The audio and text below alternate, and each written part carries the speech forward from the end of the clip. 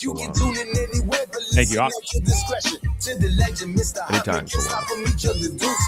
My brother got his own hot burger at Tucker Deuce. Now my rush more of these sports, spitting the truth. It's Channing Crowder, greatest Dolphins, who rock the 52. Solana one best of Miami, the voice of FIU. We reppin' to Miami, the Heat and the Panthers too. We reppin' for the Marlins, the Dolphins, that's how we do. We reppin' for the Quinn, so it's always about the you. Hey Jimmy, please get a Bell on the phone and tell him that it's on. I finally got his name on the song. Can't do him wrong, cause it sounds so sweet. You spit the facts while I keep the crowd on their feet. Football season be the reason that I be bringing this heat. Georgia music representing 104.3. Hey, welcome to the show. Welcome to the show. Welcome to the show. Very exciting show we have planned for you today. For those watching on our video stream, our YouTube stream, you can see Coach Larenaga is with us here on segment number 1. Now, do you know why, Crowder? I have asked Coach Larenaga to join us right here at the tippy-top start of the show. UM's in the tournament? Maybe. Coach, do you know why you have been asked to join us right here at the start of the show? Because you have a very special guest. That is true. At 3 o'clock or 3:30. That is true. That is true. Can I say the name? Yeah, absolutely. That's a radio I heard tease. it was Tracy McGrady. We got to keep them listening, Coach. Tell them who's joining us in your normal slot today. I think I got bumped because of Tracy McGrady. And you got to understand that, right? You can't. No. Well, I have an echo on this thing right now because I think I have the stream up twice. You do. You entered the stream twice. I don't know how I do that stuff. I didn't. What do I do about that? I was able to. Oh, you could just leave. Yeah. Coach, hit it. Coach, hit it. Reminiscent of Solana talking to a girl in the Grove. Yeah, well, you know what I do. I can try to. Or you could just leave. Yeah. I've got an Uber. I've got an apartment. I've got tickets. Oh, okay. Yeah. All right. You're just leaving. I understand. There he is. All right. Are you down to one audio feed now? Yeah, Coach? I think so. I don't know. This technology is I think you do a very good job. You should have heard Appel's segment yesterday, which is why you're actually here on the first segment. Yesterday, we had a dreadful show. It was a dreadful show. It was my fault. I take the blame. I got out of my game within the first 10 minutes of the show. I was never able to get back in it. It was just an awful show. And so I thought maybe as, UM's winning as coach, you would have some words of advice to get me through this Wednesday show. When I've got yesterday's show, I couldn't shake the bad vibes for 4 hours, and I'm afraid it's going to carry over into today's show. Well, this is Bounce Back Wednesday. Bounce Back Wednesday. He's already coined a new show name for us. I feel like we're already back. And you invited some very, very special guests. You moved me up in the lineup. You normally have me batting cleanup, but we need to get off to a good start with the World Baseball Championships being played here. I'm like the Venezuelan guy coming in off the bench to give you a helping hand. What do you think? This is the strongest start we've had to a show in 10 years. I'm really considering replacing Crowder with you. I gave a speech yesterday that y'all didn't like. Your speech, he tried to get my head back into the game. After the first 2 hours, he said, all right, we're entering the second half now, and we're going to forget what happened in the first half. It was a dreadful speech, and I actually got worse. Coach, is it right? Don't worry. You can't worry about the first quarter and the third quarter because now you're going to mess up the third quarter. If the play is done, if the possession's done, you got to put that in the past and move forward with what you naturally do. Now, there's a great athlete speaking. He understands what Crowder. It's like. You make a mistake, you fumble the ball, you miss a free throw, you bounce right back and play some great defense and get back into the game. The game is all mental. What was Yogi Berra? It's 90% mental and 80% physical or something? Something like that, yeah. Yes. Well, Bounce back, what Hawk. would you do with a player like me who just couldn't shake it off? You just got to put him on the bench, right? Got to say, hey, this tonight it ain't for you. Yeah, I would have moved Jimmy right in. And Yeah. Jimmy would have got his nod coming in out of the bullpen. Hey, my computer just deleted you guys. Where are you? Can you see me? Yeah, we're here. We see you. Man, Good, Coach. what the heck is this? I can't see you guys. I can hear you. Well, you look terrific. I like the Canes quarter zip you got rocking there. I can describe everyone to you if you'd like. No, please don't. All right, Solana, tell me how you get the picture back on audio. Solana wasn't able to help out a pal yesterday. I'm afraid that we might be entering Tuesday territory here in a second on Bounce Back Wednesday, Coach. Really? I'm looking for you guys so I can see your smiles and laugh with you. But do you see something else on your computer? I don't know. It goes back to my screensaver. Interesting. Screensaver Wednesdays. Screensaver No, Wednesday. Look at that. Crowder just saved the show again. I am surrounded by all-stars. They bail me out. Yeah, this is ridiculous. I can hear you, so it's radio. Knowing as long as you guys can see me, I can. Trust me, you don't want to see us anyway. The listeners who only listen on the radio are much better off. You know what? Coach L being who he is and all the success he's had and all the pregame speeches or, timeout speeches you had, Coach, do you really think that a speech turned a team around that you were on or turned a player around? Yes, I do. I honestly believe the messages you deliver your players and how you deliver them is very, very important. And I was just talking to a high school coach back in the Washington, D.C. area before we came on the air. And we were talking about players. Some need a pat on the back. Others need a kick in the butt. And depending on the coach and the player, how you deliver that message. I heard, I'm scrolling on Instagram all the time now. It drives me crazy, but it's my way of getting news. And Jason Tatum was talking about a time when Coach K, they were playing Virginia at Virginia. Jason Tatum thought he had a respectable first half. He only had 2 points, but he was defending. He was rebounding. And Coach K came into the locker room at halftime, took off his jacket and threw it at Jason Tatum and started screaming at him and probably using some very flowery words. And in the second half, Jason Tatum went out and scored like 28 points. And after the game, Coach K said, am I going to have to do that to you every game to get the best out of you? And Jason Tatum said, no, please no. But the point being, maybe he needed it that day. I was talking about to my friend, I said to him, do you remember Charlie Moore? Do you guys remember Charlie Moore? I love Charlie Moore. Hell yeah. So Charlie Moore first signed with University of California, then transferred to Kansas, then transferred to DePaul, and then my assistant coach, Bill Courtney, may he rest in peace, said to me, I got the perfect point guard for us, Charlie Moore.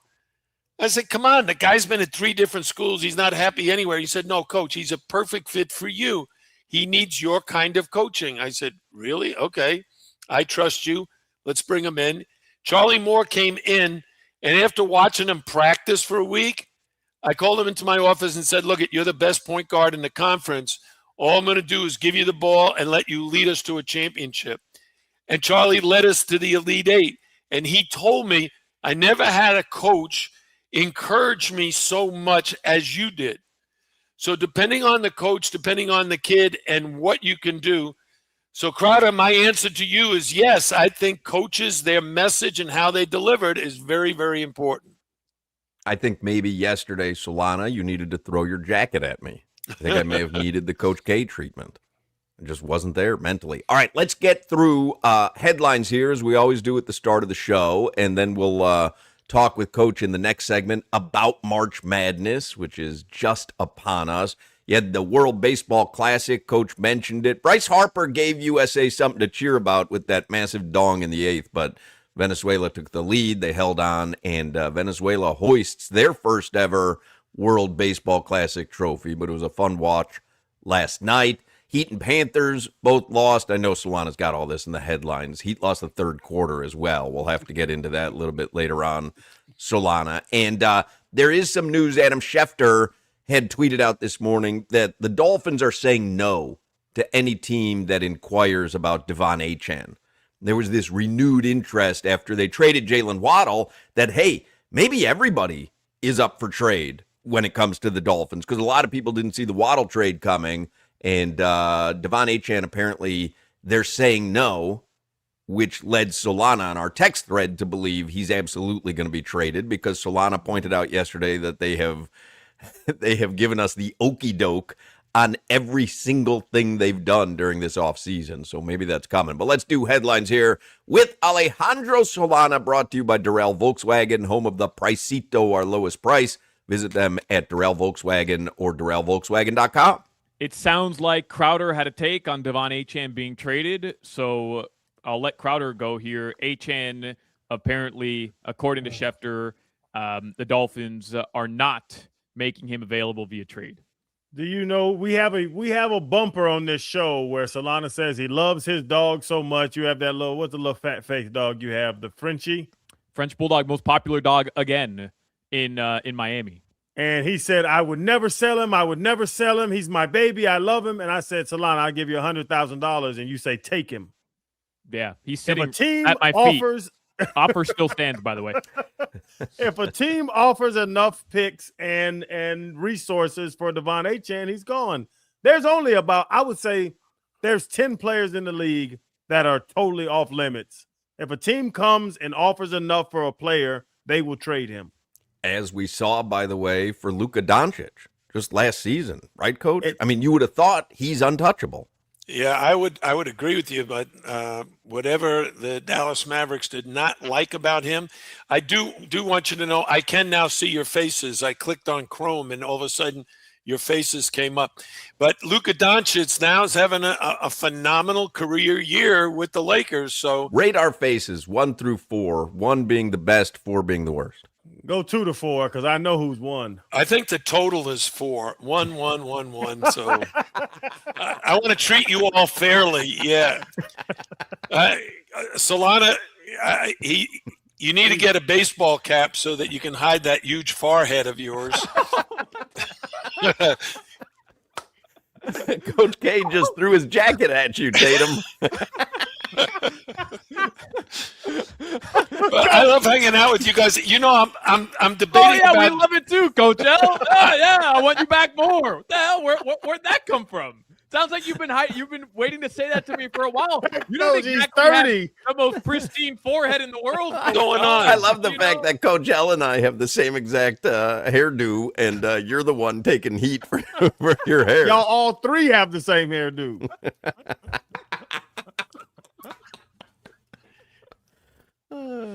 Well, it is my favorite time of the week to be hanging out with you guys, and I talked to someone today and said, "Hey, I love listening to you on Hochman, Crowder, and Solana show." I said, "Well, then you better tune in early because I'm on today at 2:00."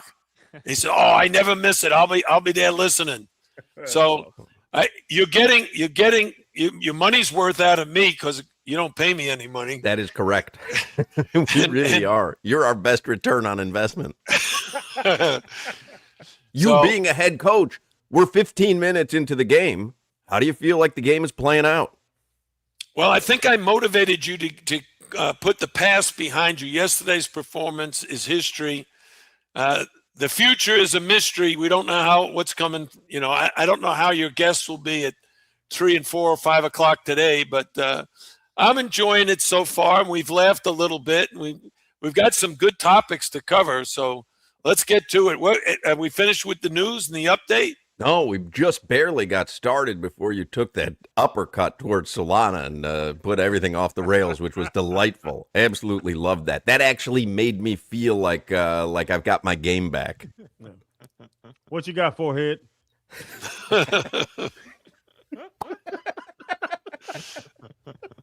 Anything else in the headlines, Baldy? Speaking of Luka Doncic, he'll be here tomorrow to face the Miami Heat, who need a win. The Heat got blown out yesterday. No Bam, no Wiggs, but they got blown out versus the Charlotte Hornets. It was a 6-point game 1 minute into the fourth quarter. And then the Hornets go on a 40-13 run to finish out the game. This is just brutal. No way to stem that, right, Coach? When that's happening, like, that's it. You know, one of the things I would say is, and I'll give the Charlotte Hornets quite an accomplishment. They're now fighting for a playoff spot, and so they are very, very serious in every game. They're in contention. They don't want to give into the theory that the Hornets are never any good. Knuppel is fighting for Rookie of the Year. Lonzo Ball is playing pretty darn good. So they could be legitimate. They're getting better and better. I'd say the Clippers and the Charlotte Hornets have improved as much or more than anybody in the league this season. That really is such a good take. I believe Hoch and Crowder would have no interest in this, Coach L. Maybe we can talk about it later, and I'll ask you about your forehead. But Knuppel should be Rookie of the Year. He's starting on a team that's going to contend for a playoff spot and are legit good. And he broke over Cooper Flag. Over Cooper Flag. He broke both are deserving. I'm not saying that Cooper Flag isn't, but I just think it's wildly unfair. He broke the all-time three-point record for a rookie before March. I mean, that's absurd. He's pacing to have a 50, 40, 90 season. Only 6 or 7 players in the history of the NBA have ever put up those numbers. He's a rookie, and he's about to do it. And he's starting on a really good Hornets team. Bro, he's legit good. He should be the Rookie of the Year. Cooper Flag's great, but the Mavericks are going nowhere. Those are meaningful stats he's putting up. Okay, I got a trivia question for all of you. You tell me, has there ever been co-rookies of the year? Yes. In the history of the NBA, has there ever been 2 rookies that were named Rookie of the Year in the same season? I'm going to go Reggie Theus and what was that? Wrong answer. I just wanted to drop a Reggie Theus going reference. yes because Solana went yes. I know it's happened multiple times, and I only know one instance of when it happened, but I know it's happened multiple times. Okay, so it's happened 3 times in NBA history. Back in my era, you guys remember Dave Cowens? Oh, let me guess who the second one was. So Dave Cowens. You're not going to get him. Yeah, Dave Cowens. I will go Dave DeBuscher. No, Dave DeBuscher is a good bit older than Dave Cowens. I give it a shot. Yeah. Willie. The player's name is Jeff Petrie. He played at Princeton, drafted by, I think, Portland or Sacramento. No, Sacramento didn't exist then, Portland. Anyway, those guys were co-rookies of the year. And then Larry Keenan. No. I gave it a shot.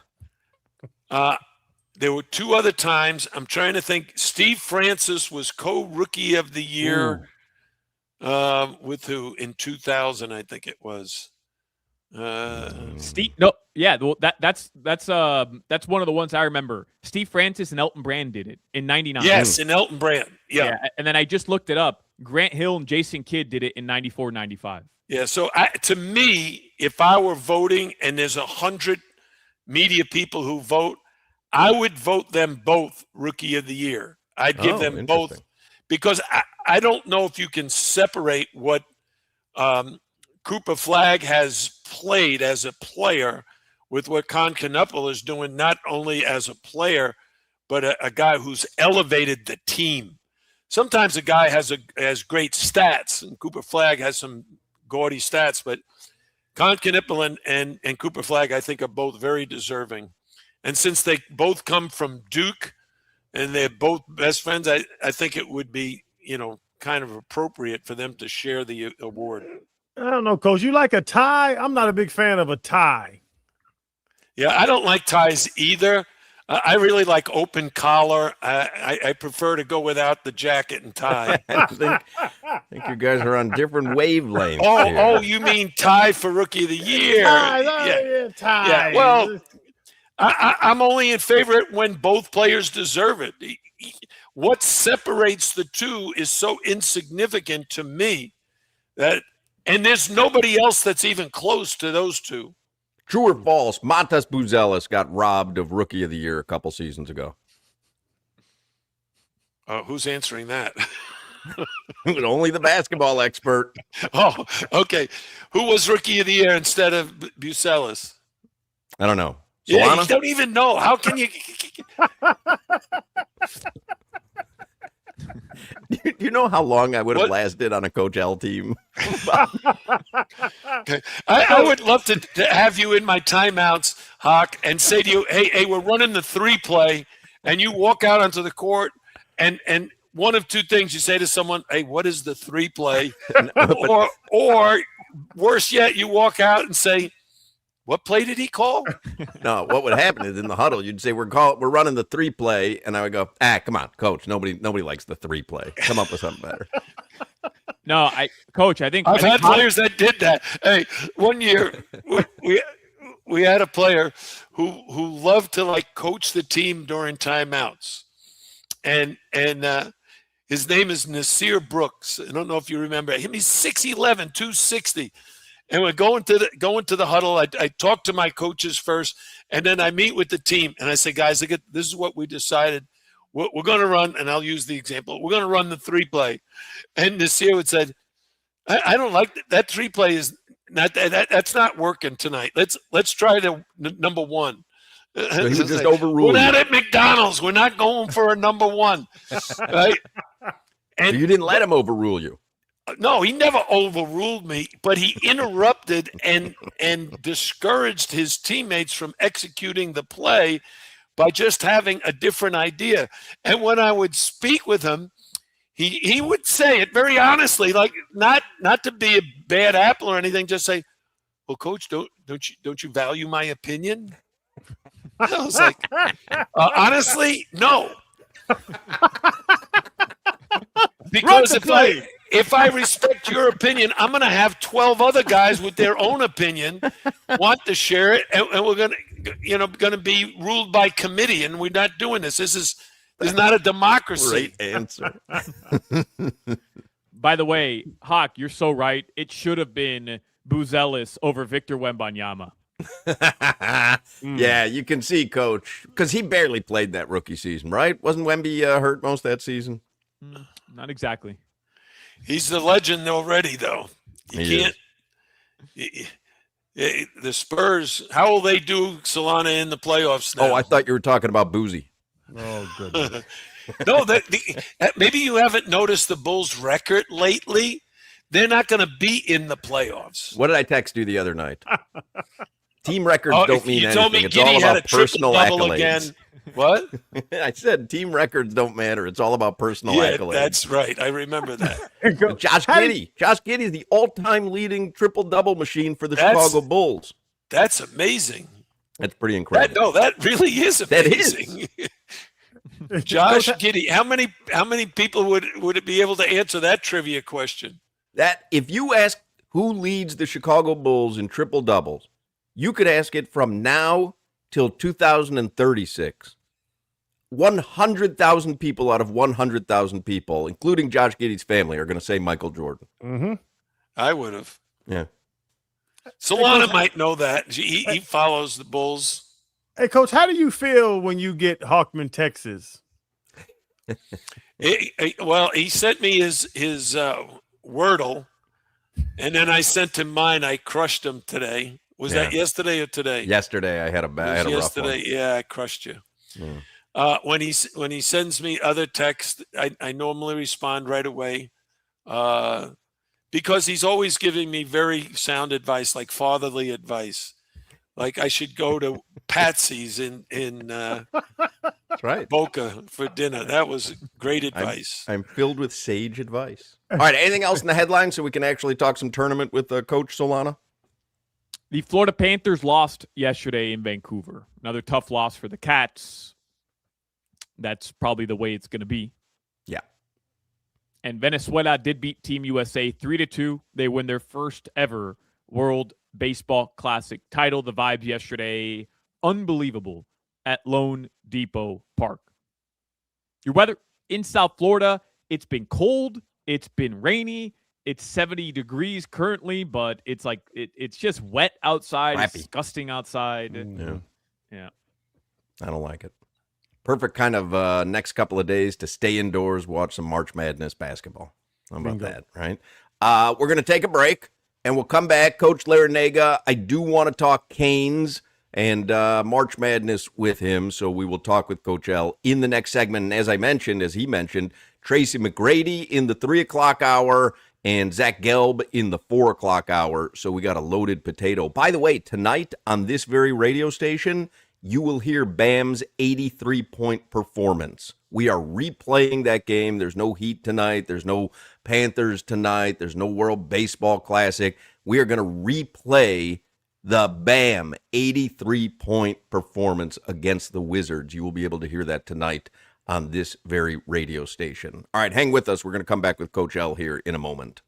We will, but before that, I want to talk to daily fantasy players. It's such an important time of the year right now. You've got sports at all times of the day. Soccer over in Europe. You've got basketball, the tourney. You've got big-time basketball professionally coming up over the next couple weeks as well. You want to download the Prize Picks app and turn your hot takes into cash. Shoot your shot with Prize Picks. Get $50 instantly in lineups when you play your first $5. That's right. You download the Prize Picks app right now. You play your first $5 lineup, and you're going to get $50 in lineups. All you have to do is use my code Solana. That's SOLANA. I've been talking to you guys about Prize Picks every single day. Don't wait any longer. Just download it right now. Use my code Solana, and it's going to make watching every dunk, every dime, every board that much more exciting all tourney long. Use the Prize Picks app, and you're going to be able to turn your takes into cash. All you're doing is picking more or less. That's it. On 2 to 6 player stat projections, you get those picks right, you can cash in. And if you don't get all of your stat projections correct on your lineup, don't worry, because Prize Picks has the flex play. You can still cash out if your lineup isn't perfect. That's what's so cool about Prize Picks. How you play is up to you. You want flexibility, you choose the flex play. You want bigger payouts because you know that you're going to be right. Well, you go for the power play. But no matter how you play Prize Picks, it's the best way to put your takes to the test. So join me and millions of users. Download the Prize Picks app right now. Use code Solana to get $50 in lineups after you play your first $5 lineup. You must be present in certain states. Visit prizepicks.com for more details. Prize Picks, it's good to be right. This is Hoch, Crowder, and Solana. I don't think you could offer me any money for my dog. I love my dog. I got 100,000 cash. Take them. Going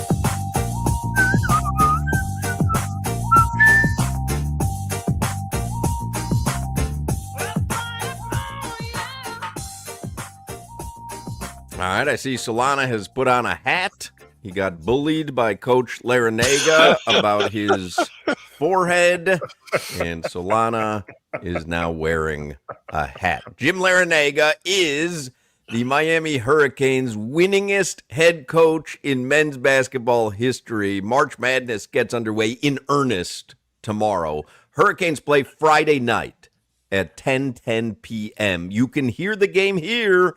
Joe Zagacki will be on the call. You can hear it here on 104.3 FM WQAM and Coach Larenaga. So now, how will you be watching the tournament? Now, I know you're not going to go to the Canes game. I'm guessing you're giving Jay Lucas his time to shine and his space. But how will you be watching the tournament starting tomorrow? Is this you in the living room all day, all night, snacks, drinks, consuming as much college basketball as you possibly can?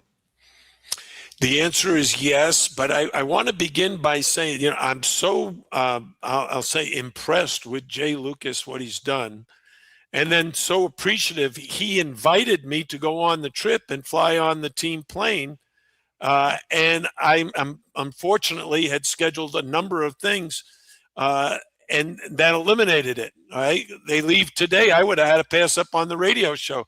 I would never do that to you guys. We appreciate you choosing us over Jay Lucas and the tournament-bound Hurricanes. And then I've got some medical things I got to take care of, and these doctor's appointments are, hard to get. So I needed to keep up with a few things here in Miami. But I will say this, the committee didn't do us any favors playing Missouri in Missouri and at 10 o'clock at night. Come on. I'll be awake all day, and then at night I'm falling asleep. Last night I'm watching my former assistant, Eric Conkle. He's in a battle with Stephen F. Austin. Tulsa is the home team and the number one seed. They fall behind. It's back and forth, and then they win in overtime. I was sound asleep after the half. I couldn't stay awake. Coach, how do you get a team that has to play at 10 at night? Is there a different approach to having a team play at 10 p.m.? I think one of the things that's very underrated for coaches is how to prepare your team for that opponent. And the time of day is absolutely a factor. I had a specialist in what you call preparation. He said to me, there are three things you have to evaluate before your season ever starts and how you're going to approach things. The first thing is in dealing with practice, the duration. All right, how long are you going to practice? The second thing is how intense you're going to practice and how frequently. So duration, intensity, and frequency. So if you're going to practice, let's say 3 hours a day in the beginning of the season, you're not going to be practicing 3 hours a day in March. All right. So your preparation, how hard am I going to go and how long is practice going to be, is very, very important. And the time of day can impact that. When do we wake the players up? And when you have a noon game, which a lot of times if you're in the ACC, you're going to play at noon once or twice a year. When do you wake your players up to have a pregame meal? And oftentimes the general rule is 5 hours before game time. You then shoot around 4 hours before game time. Or no, you shoot around 5 hours before game time and your pregame meal is 4 hours. That means you're eating at 8 o'clock in the morning for a noon game. What time do you eat for a 10-10 start? All right? So maybe you're eating like a normal dinner meal, like at 5:30 or 6 p.m. But what have you done all day? When is your shoot-around time?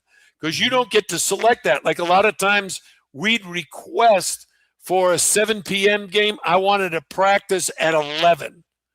So we'd have time go from 11 to 12, get back, eat our pregame meal at 2, have a little bit of time to get ready, and then always show up 90 minutes before tip-off. So get there at 5:30 for a 7 o'clock. But in the NCAA tournament, you're dealing with a lot more things that are out of your control. One year, one of my teams from George Mason, we played in Denver, Colorado. We had a police escort to the game. We were told it would take 20 minutes to a half hour to get to the game with the police escort. It took us over an hour, and we were late getting to the arena. So Jay Lucas How and his pissed were staff. you on the bus? What? Oh my God! You would not want to be. You've never seen me. I was screaming at the policeman. Will you put your siren on? Are you crazy? We're going to be late. Wait a second. You had a police escort, but they didn't put the sirens on? No, he sat in traffic the whole time. Was sitting there. I'm saying, hey, I wanted to just get into an accident. I mean, it was ridiculous. Oh, you had to be losing your mind. I was. So this is how bad it is, because you got to understand your team, especially your first game. Now, it won't be Miami this time, but whoever plays like in the 7:00 game, you have to be there for the national anthem. They have it all orchestrated. And if you're not there, you're penalized. One time I wasn't there, so they sent me a letter of reprimand, and I had to call and apologize for missing the national anthem. So that's another story. What about game preparation? Because we hear scouting reports, and you're going to dive into film. Like, we know all about that, and I'm not downplaying it, Coach. But in a first round, second round, third round matchup, how realistic is it over a span of 4 days that you can properly prepare for a team you're going to face one time, compared to getting deeper in the tournament where there's a lot more tape and film to be able to watch a team? No, it's not you have more tape and film. That has nothing to do with it, because you have so many regular season games and their conference tournament games. It's enough information. The problem is, and this happened to the team that should have won the national championship was Shane Larkin's sophomore year. Kenny Kaji, Reggie Johnson, Durant Scott, those guys had a legitimate chance. But we played on Sunday night, the last game, and then had to play the first game on Thursday. We didn't fly back until Monday, and then had to leave till Tuesday. So we had no preparation for our game with Marquette. And then we had a couple of guys get hurt. So, but the point is, for Jay Lucas and his staff, they're leaving today. They've got a long trip ahead of them to Missouri. They've got to be at press conferences all day tomorrow. And then you have like a 1 hour shoot around. You then normally find a gym, a high school or another college in the area that will allow you to use the facility. And that's where you do your game preparation. And they could also utilize some time on Friday morning if they found a gym. But it's complicated, and you have to be extremely organized, very well prepared, and your players have to be extremely disciplined. They can't be late. When you arrive at shoot-around in the arena, you're only given, let's say, 50 minutes for your shoot-around.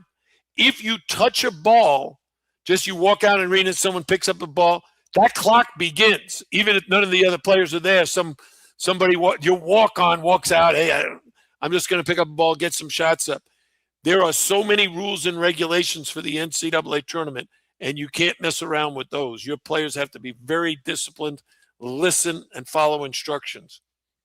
And, Coach, what is the sacrifice of preparation? To Solana's question, because I was going to ask, like, in NFL, we play once a week.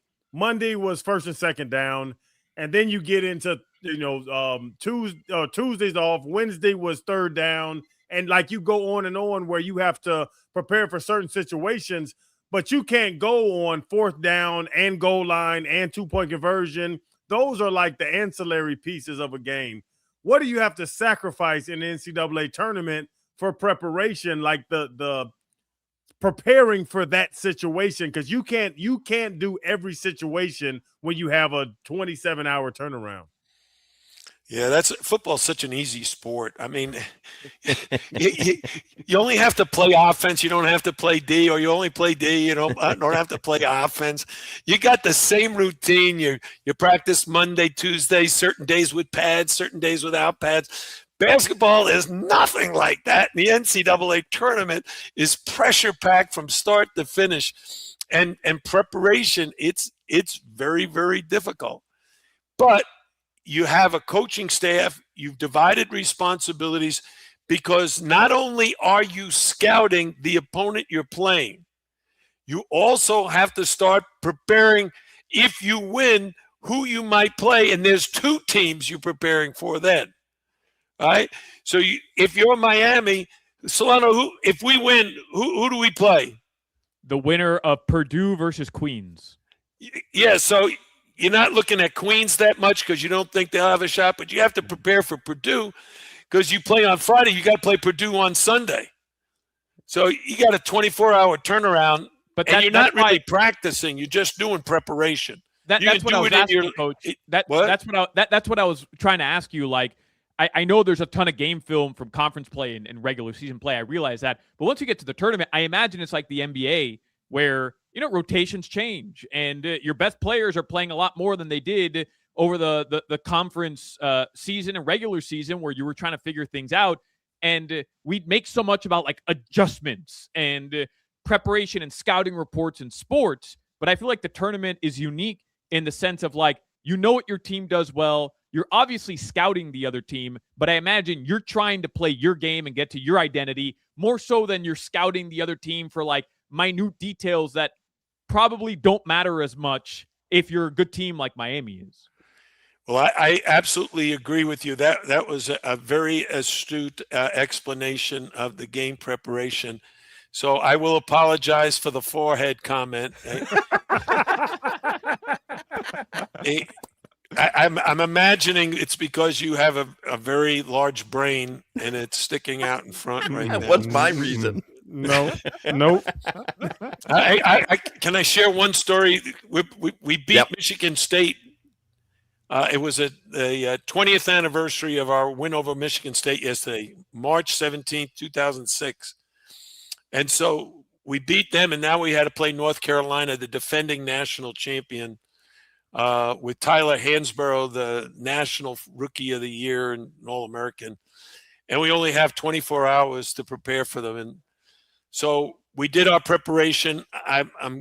We're in Dayton, Ohio, and I'm going to sleep. It's 11:30 at night. My phone rings, and it's my son Jay, and he said, "Dad, I need to talk with you about your game plan for Carolina." I said, "Where are you?" He said, "Well, I'm in Italy." I said, "What time is it?" He says, 4:00 in the morning. And I said, "Jay, I'm tired. I'm sure you are. I'm going to sleep." This is what he says to me: "You want to win or not?" I had to get out of bed, get dressed, go down to the lobby, get them to open up the business office, turn on a computer, turn on the printer, print his scouting report on Carolina, go back up to my room and go over page by page. But this is the thing. He told me something. His observation was absolutely right. And he gave me some advice that I took. I have great staff, but my son, he said to me, "You know what a great coach Roy Williams is. And your tendency is, if you fall behind, to go to the scramble and start pressing and trapping. Don't do that tomorrow." I said, "What do you mean?" He said, "If Carolina gets off to a great start, at the timeout, go zone." I said, "Jay, I don't like going so." Go zone and save the scramble for the second half, because in the second half, he won't have all of halftime to prepare for it. He'll only have a quick timeout. If you do it in the first half, it might work, but at halftime, he'll figure out a way to tear it apart, and you won't be able to use it when you need it most. I hung up the phone, and I thought to myself, dang, that's probably right. In the first half, we fell behind 16-4. We call it timeout, and I said, "We're going zone." My guys were like, "What?" They couldn't believe it, right? And then we saved the scramble for the second half. The first 4 possessions of the second half, 4 straight turnovers. We took the lead never looked back, and we beat Carolina. So when you talk about adjustments and preparation, some of it is you just got to know your personnel, and you got to kind of know the opponent in general, and then the specifics got to come out under game conditions. Jim Larenaga, again, you can hear the Canes game here tomorrow, or Friday night, 10:10 p.m. is when it tips off. Probably tip off a little bit later than that, to be quite honest. But you can hear it here on 104.3 FM WQAM. We're out of time, but real quickly, because you had mentioned pregame meals and how everything is so defined. Do you recall a few seasons ago taking your team for a fine steak dinner? I think it was Joe Zagacki who told us this. And Wooga Poplar leaving the steak dinner to go to Cinnabon next door. Yes. Yeah, that stuck with me. That's my favorite NCAA story of all time. You see a Cinnabon and you're at the steakhouse. I'm going to Cinnabon. Yeah. That's the funny thing. Kids have their likes and dislikes, and a big-time steak dinner was not on his menu. It was on my menu, but not his menu. That's a savvy move by Wooga Poplar there. That's a savvy move. Yeah, I want you to know I went to Cinnabon for dessert. You're the best of both worlds. How do you eat your steak? Oh, medium. Yes, I don't sir. like it raw, and I don't like it well done. I like a nice medium steak. Pittsburgh medium, Coach. Pittsburgh with a little char on the outside. Nah. Nah, you don't need that. Ketchup? No. Ketchup? I'm just asking. On a hamburger, not on good quality But on a steak. Patrick Mahomes eats ketchup on a steak. That's Patrick Mahomes' liking. I know a lot of people that do that. Yeah. I know a lot of people that put ketchup on almost everything. They put ketchup on their eggs in the morning. Yeah, that I don't understand. Oh. Yeah, I don't understand that. We're aristocrats, Coach. Yeah. Well, Hey, well, guys, it's been a pleasure as always. I'm glad I got Hochman off to a better start today. you Seems really like he's did. in good spirit. I'm so thankful for you, and I will text you my thoughts on the tournament all day and all night. All right, fellas, as always, it's go Canes. Yeah. Jay Lucas and the squad. No, the Gators are stop going that. How dare down. you? Coach, How dare number you? one seed now. How Y'all dare can't talk you? bad about Florida. I think How they may dare win the you. national championship again, honestly. I mean, this They- guy he- Billy he's Donovan got is his ruining squad. Matas Buzelis. This guy Billy Donovan freezes out Matas at the end of a game. Don't even get me started. See you, fellas. See you, Coach. There you go. Jim Larenaga, as we talk a little Hurricanes March Madness, which begins Friday. March Madness begins theoretically tonight, but it's really tomorrow. Canes play Friday, and you will hear the game here. 80 years in business. That's what Ed Morris has done. They have an anniversary. We all love anniversaries now. 80 years in business. And my buddy, Teddy Morris, my man, Chris Atkins, he's a GM over there, and their amazing team they put together. They are celebrating 80 years in business. Family owned and operated for 80 years, man. Y'all got to get to Ed Morris. My entire driveway is backed by Morris. And at Ed Morris Sawgrass Cadillac right now, they're going to commemorate this occasion by giving you special deals on Cadillac luxury. You got to check out these all-electric Cadillacs. I'm telling you, my wife has one. You have to look into the all-electric 2026 Cadillac Optic, and you can get that for just, listen to this, $349 a month, and the all-electric 2025 Cadillac Lyrics for just $369 a month. Ed Morris brand has been family-owned and operated for 80 years. They know what they're doing. Y'all hear me talk about them all the time. I'm telling you, you got to be backed by Morris. If you haven't been backed by Morris, you haven't experienced the best dealership, the best ownership in the entire business. Get backed by Morris. Don't miss out on the 80th anniversary savings. Go see my friends at Ed Morris Sawgrass Cadillac. They are the 6-time dealer of the year right there on Sunrise Boulevard and the Sawgrass Expressway. You can't miss it. Beautiful lot, beautiful people, helpful people, great service, great deals. You got to get to Ed Morris. Go to EdMorrisSawgrassCadillac.com. And remember, you got to be backed by Morris. Click EdMorrisSawgrassCadillac.com. You're listening to the Hoch, Crowder, and Solana Show. I've wondered what planet Solana is from lately, and I'm finding out it's definitely not Earth. I'm Mark Anajar.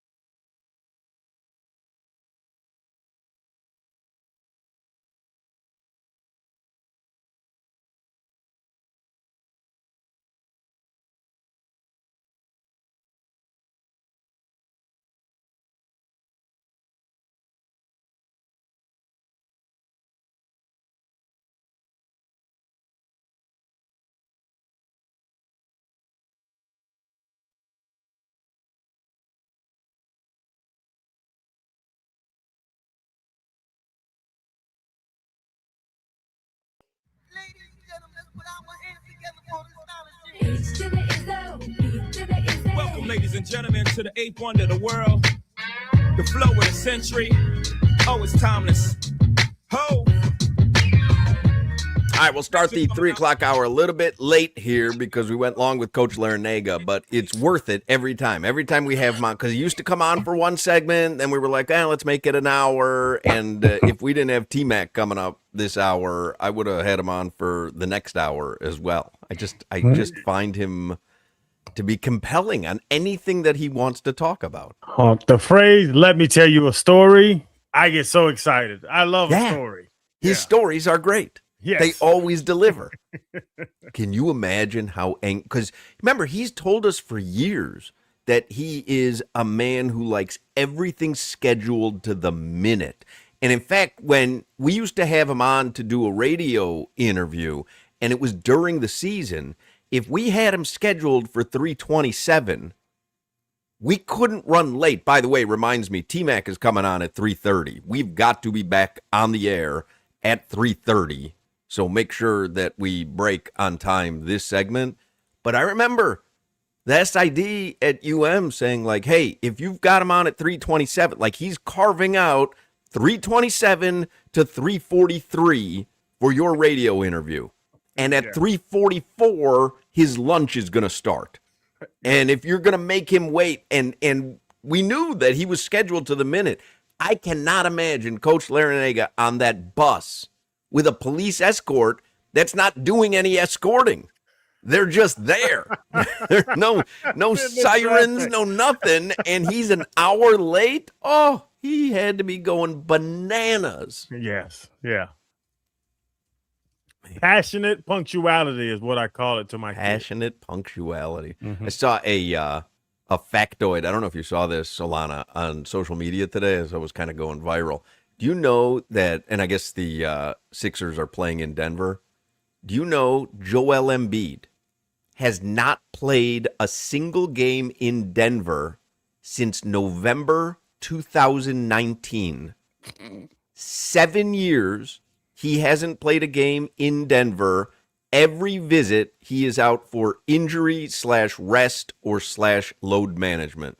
And we know players don't love playing in the high altitude there, and oftentimes they chalk up that game, especially if it's the second night of a back-to-back, as a loss. Joel Embiid has not played in Denver in over 7 years. That's embarrassing. It's embarrassing. That's embarrassing. You're one of the stars of the league. That's embarrassing. But from the Embiid camp, probably intelligent. I guess. And I mean, think is it? I don't know. What has he done? What is it? It's not like it's worked out into 4 championships for him. Turned out into an MVP. Yeah. Y'all told me what, last week or earlier this week, that he was going to be a Hall of Famer. So it seems like his approach is working. He's a Hall of Famer because he won an MVP. Yeah. I mean, that automatically puts you in that conversation. But it's a disgrace. He got booed yesterday by Denver fan talk. Booed. The second he showed up, he's in sweats, and then he spent half the game eating something on the sidelines. Like, it's a joke. It's a total joke. He was hungry. All right, let's do headlines so that we do have enough time with Tracy McGrady this hour. Headlines. He's coming on to promote this 1v1 basketball league. And I wanted to ask Larenaga, I'll ask you guys real quick and we'll get to headlines. Who wins a 1v1 game? They play it 1 week from now. Zion Williamson or Victor Wembanyama? Wembanyama, 100%. I'll put my mortgage on it. Why? Because he can hit outside shots? Because Zion can too. No, because he's better at basketball, Hawk. 1v1? He's and better Zion can put that muscle on him? No, he gets beat up down low already. He's the 5. He can't. He's gonna get his ball thrown. That little fat boy is gonna get his ball thrown out of bounds 18 times. I don't know, man. I don't know. I don't know. I think it's such a good question. It really is. Because sure, Wemby has size, he has length, and he has the ability to shoot from deep. But in a one-on-one, the fact that Zion is quicker and can beat him just like in terms of like quickness, first step, that might go a long way. What are they playing to? Let's say 11. He's going to have an asthma attack at 9. You're not watching him this season, man. Zion, are y'all? It's a good question, but it's crazy for you to think that Wemby's not taking this game. I think it's crazy for you to say Wemby as quickly as you did, because I think Zion wins a 1v1 in that matchup. Doesn't. He has no rest. He's going to drive on. What's he going to do? Tell me Zion's But game. you're making him sound like he's on my 600-pound life. Like he's tell me running this- up and down the court. He played 35 consecutive games this season. He's not taking half the game off. He's running up and down the court. Tell me Zion's game. What's he going to do? He's going to back him up, and then he's going to fade away? Or is he going to – he could. But he could just muscle him down low. He could muscle him down low. Muscle him down low, and then he has to, at some point, set his feet and shoot. And Wemby's over top of him at 12 feet with his arm fake that guy out in a heartbeat. I could fake out Wemby. Fake out my butt. Up and under all day. Yeah, up and under to get thrown into the third row of the stands. All right, let's get the headlines with Solana. Brought to you by Doral Volkswagen, home of the Pricito, our lowest price. Visit them at Doral Volkswagen or DoralVolkswagen.com. T-Mac, by the way, has some of the greatest, like he's known as a superstar in his own right. He has some of the greatest sneakers, like underrated in NBA history. He's not thought of as that. Like he's not thought of in the Jordan, LeBron, Durant category, but he really does. Like Crowder, when I was growing up, having T-Macs were like the best. Were they a Nike brand? Adidas. I think he had a couple different ones like Reebok, but then he came out like the T-Mac 1 from Adidas and the T-Mac 2s from Adidas. I showed up to Tamiami basketball every year with a brand new pair of T-Macs ready to hoop every single year. I'm a Nike guy. What was it? The Answers, the Reebok Iversons. The AIs, yeah. And the Adidas T-Macs were two of the ones I had to go off the, go on the beaten path to wear. Oh, I used to wear those too. The TJ Maxx. You guys are just shortening the name. I used to wear the TJ Maxx as well. No, those are called Avias. What? That's something different? I would tell my mom. I gotta go. I think my mom was dead by the time T-Mac was a star. So the big Dolphins news today. I know we brushed over it the first hour, but we can revisit it here. Adam Schefter reported that teams that have been inquiring about possibly trading for Devon Achane, Dolphins running back, are being told that he is not available via trade. Here are a couple important tidbits from the Miami Herald that I read. I believe it was Barry Jackson, but it's in the Miami Herald. Devon Achane told the Herald that a contract extension will be important to him this offseason, obviously, but he that's on record. And Sully did mention in his first interview that Achane, Patrick Paul, Jordan Brooks, and Aaron Brewer were considered his building blocks for the future. My question is, because Saquon and Christian McCaffrey are 20 and 19 million, do you give Achane $20 million? Is he Christian McCaffrey?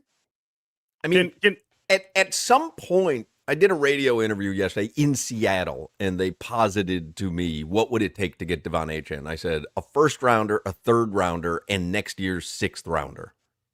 And they put it on their poll, and people were like, too much.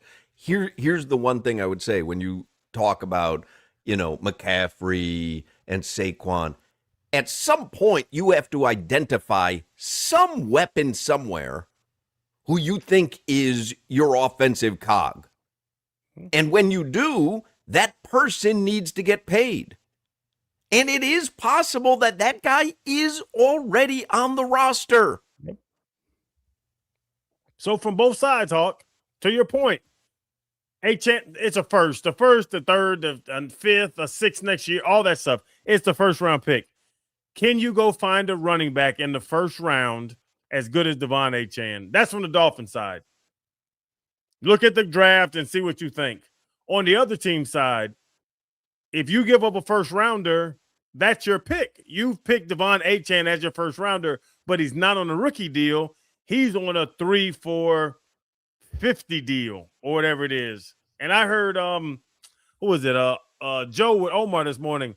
He wants $30 million guaranteed, $50 million contract. Is Over he how worth long? that?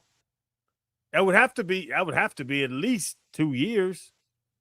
2 for 30. But really, like, the guaranteed money is what matters. Saquon guarantees $36 million. McCaffrey 24. Derrick Henry 25. Kenneth Walker the third guaranteed money. You guys laughed about my boy. Well, Super it's Bowl funny MVP. when I went on with Seattle, their point was the reason we need Achane is because we lost Kenneth Walker.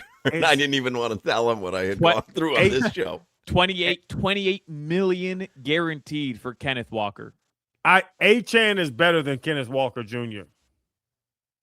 Achane's not better than McCaffrey or Saquon. Someone's got to make buku bucks on the roster when they're going to have money to spend, which they are. Forget about this season. They're going to have money to spend, which is when Devon Achane wants it. He understands he's not going to get it this coming season, but he wants it for the future seasons.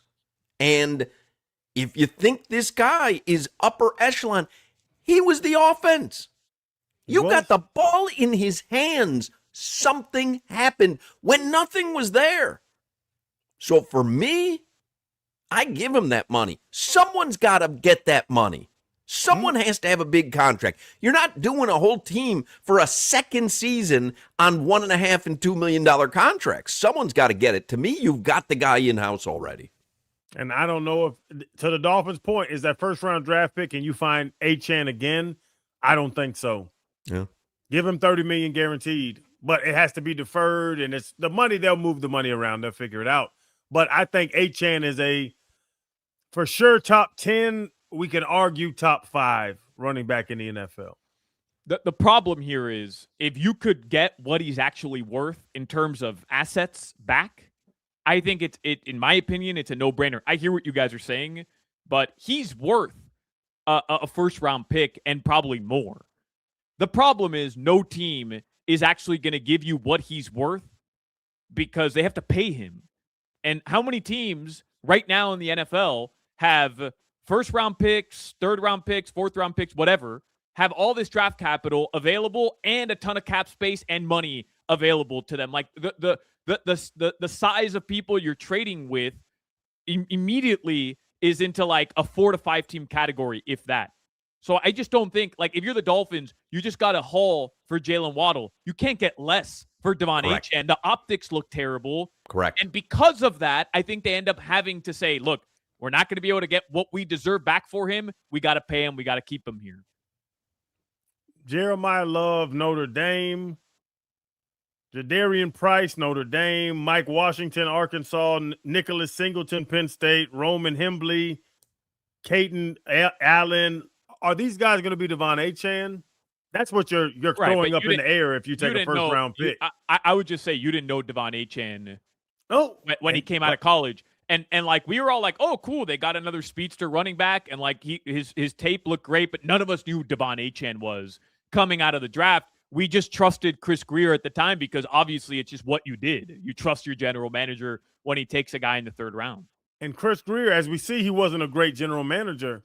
But now Sully has to decide if Nicholas Singleton out of Penn State as the number 4 running back on the board could fit into that spot if they do get a high pick for Devon Achane. I'm kind of on bird in the hand, or better than two in the bush. Always that way. It's like, oh, I've got this guy, man. I might be able to get a pick where I can find this guy. Huh? You've got the guy. Devon Achane is special. Yeah, but you got the guy, but you guys are the ones that have been telling me you have so many holes to fill on this team. I was trying to be optimistic. To me, though, you have to have a playmaker, right? And to me, he's the guy. He showed it to you. Again, it didn't matter the situation. You knew that if they got the ball to him, he was – I mean, at some point, you knew he was going to score. But that could be true. And also, when you're trying to reset your organization and you're trying to spend money wisely moving forward – it's not always the wisest decision to commit a ton of guaranteed money and a ton of cap space to a running back who in 2-3 years could be a very different looking guy than he looks right now. And by the way, I'm not suggesting that's a given. You don't know. Like that's the risk you take. You don't know, but there's a lot more examples of NFL organizations And people with the mindset like Sully and Halfley have shown avoiding that particular investment. But there's even more examples of drafting someone who doesn't work out to be anything in the NFL. And Fair. that's the thing, too. And to sell an offense. Hey, Tutu Atwell.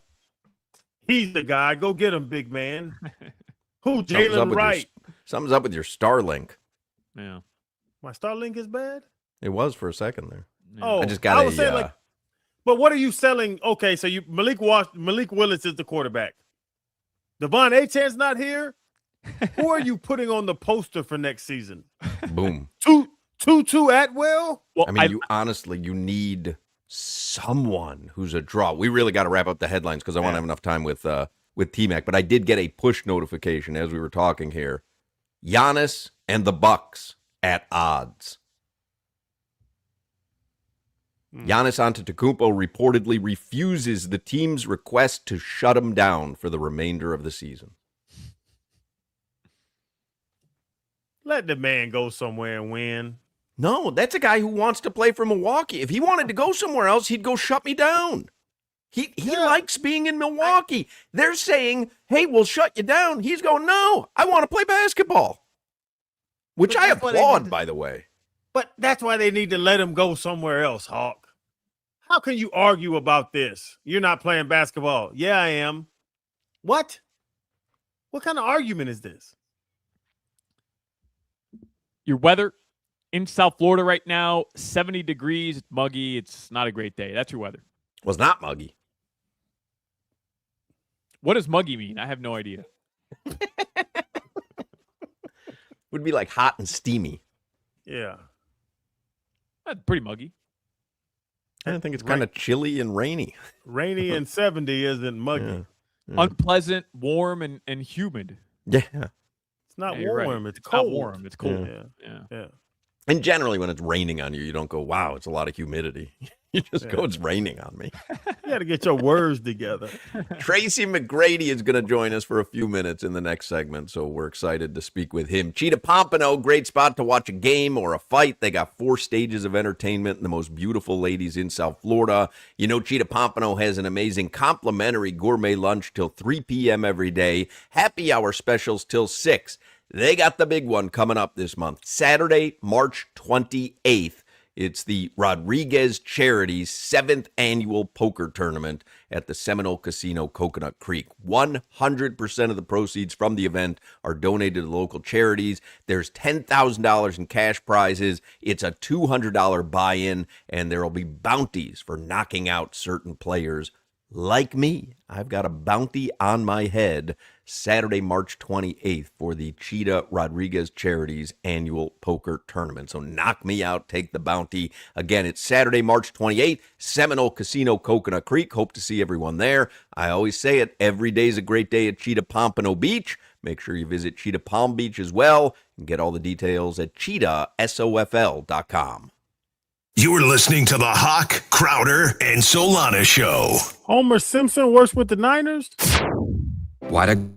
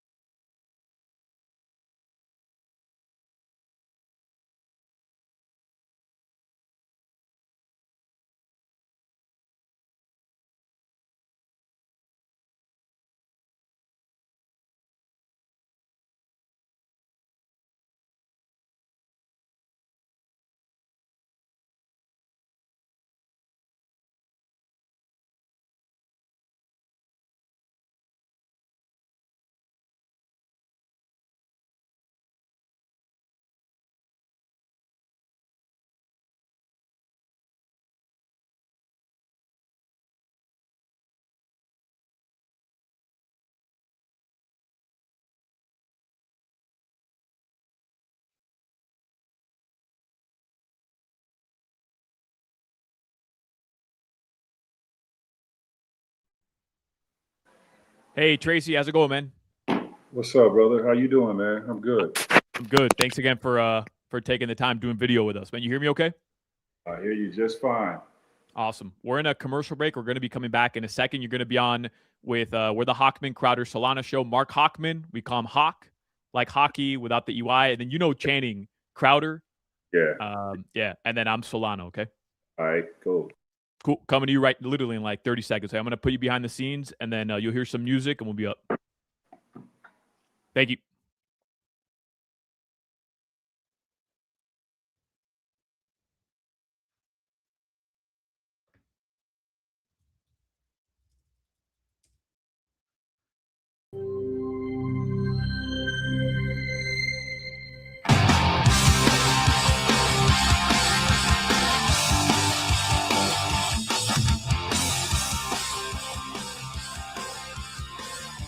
Tracy McGrady is going to join us here on the Toyota of Hollywood hotline. Oh, I see him right there on the video feed. You had McGrady on the pivot, Crowder?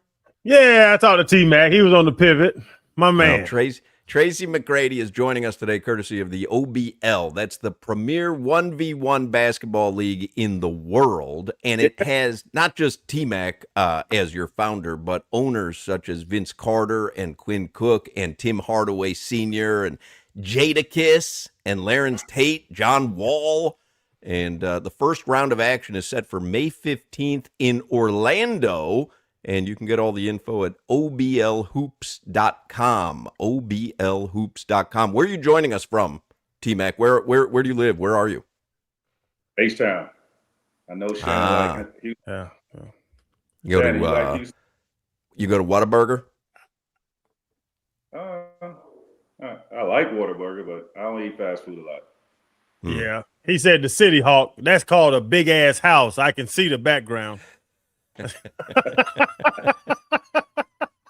Well, he earned it. He earned it.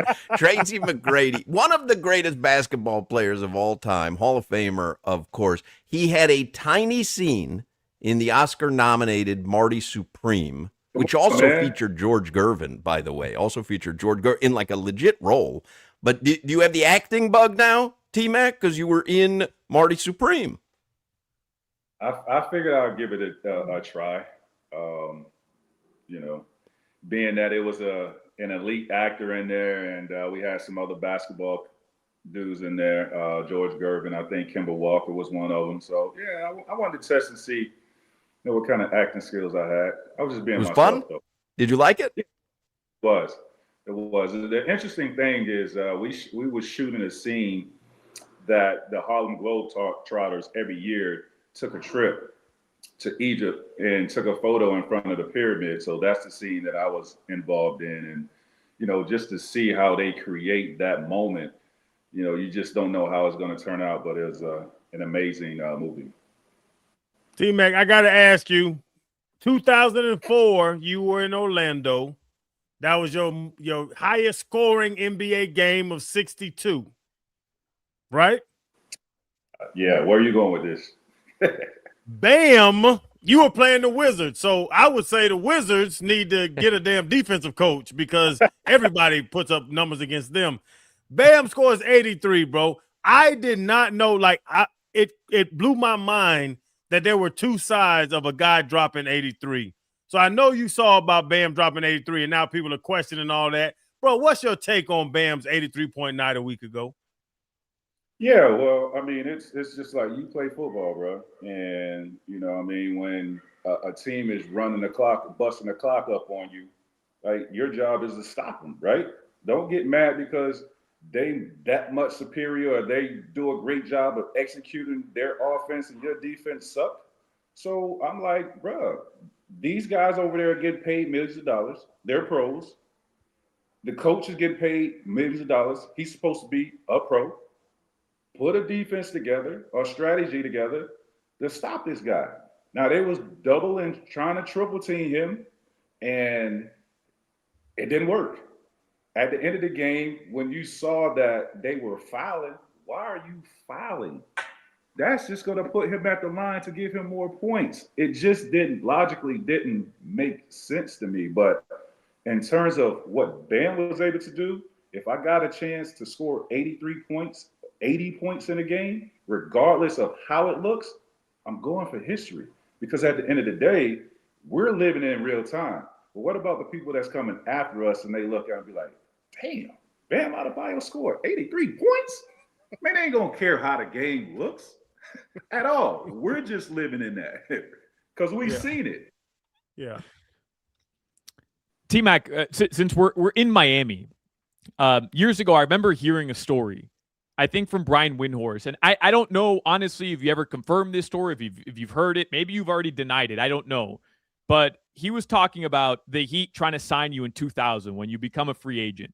And the story includes a private jet for you and Alonzo Mourning on a speedboat flying around Biscayne Bay. Jet and then skis. jet skis?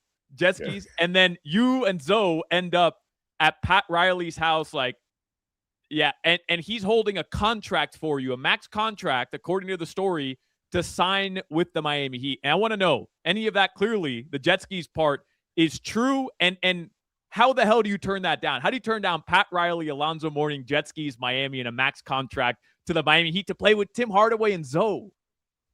No. So I don't think Tim Hardaway was there. I don't think Zoe was there at the time. Because I think Zoe was probably in Jersey. I don't know. It was a long time ago, but Zoe was recruiting me.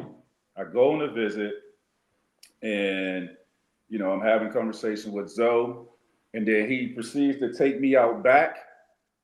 He was like, let's go out. We went out back at his crib. We hopped on some jet skis, like, let's go for a ride. So we ride on the jet skis. I'm a pro at jet skis because, I'm a Florida boy. And when I signed with Orlando, I went and bought 5 of them. So I had 5 jet skis at my crib in Orlando. So I feel like I'm a pro riding with him at this time. But we rolling and we pull up to the back of this big ass crib. I'm like, dang. I said, bro, who live here? He was like, just come on in. So we go to the crib and Pat comes to the door. I'm like, oh, snap. So we're in there talking, he got his rings laid out, of course. And he had it laid. He had the contract for me as if he was ready for me to sign. But I was highly pursued after, because I even went to Chicago. Now, Chicago rolled out the red carpet for your boy. I was like, it was hard because of all, what they put together. But my decision was easy because I'm from Orlando. I'm from the Orlando area. And all my life as a kid, this is what I've been looking at. I've been looking at this, riding by the Orlando arena every single summer, every day, playing AAU basketball up there. My favorite player played for the organization at this time. So I'm like, that's where I want to play. So that's what they were really negotiating. They were recruiting up against that, and that was a very challenging What did thing. Chicago do, though? Oh, man, Chicago, bro. So Chicago, when I get off the freaking plane, they got the cheerleaders, everybody, the Benny the Bull. They got the whole, it's like almost the whole organization waiting for me when I get off the plane. All right, so get to my car, get in the hotel. I'm chilling in my room, just sitting down on the couch. Like, we got something for you. Pops in the tape. Oprah, personal message to me. I was like, oh, shit. Oprah talking to me? Oprah recruiting you. Oprah. Cool. So I'm a baseball guy. Baseball is my first love, my first sport. So I wanted to go to a Cubs game. Never been to Wrigley Field. So we go to a Cubs game, man. I'm sitting in the dugout. I'm talking to Ernie Banks, bro. And then I'm sitting in the dugout just watching plane coming over the stadium with welcome to Chicago, like a whole message for me. I'm like, yo, this is amazing. Like, they laid it out, man. The red carpet was laid out. But, that was right after MJ left, and that wasn't a good team. So Mac, to that point, this is interesting to me. Like, does knowing, do you look back now as a retired old man like we are? Do you look back now and be like, damn, I had to be a hell of a basketball player to get this layout when I'm leaving one team to go to other? Yeah. When you look back on it, and what's crazy, I wasn't even in my prime yet. I was only 19, 20 years old. I was still young. Well, when I signed with Orlando, I just turned 21. So to be pursued like that as a young player, meaning I put in a lot of work to be in this position, and that gave me a lot of confidence. And I felt like, I really arrived in this league, and that really ultimately propelled me to continue to work hard and become an all-star that very next year. Tracy McGrady is with us, and courtesy of the OBL, which I mentioned is the premier 1v1 basketball league in the world, and it's getting underway May 15th in Orlando. You can go to oblhoops.com. So tell us about it. What drove you to a 1v1 basketball league? So 2022, I started my league. I did a proof of concept season. And it was really, when you have a lot of money, man, and you're famous and you have all these people pulling and tugging on you, trying to, get you to invest in their dreams and things that they come up with. And some of it is good, but a lot of it is some bullshit, as, Channing will tell you. We got to stop the cursing, T-Mac. We're on real radio here. We're not on the pivot. Now I got to for me, bro. You're making Jimmy in that bottom corner there work hard, man, on the dump button. Hey, Jimmy, wake up, bro. Nah, but T-Mac gonna make you work, Jimmy.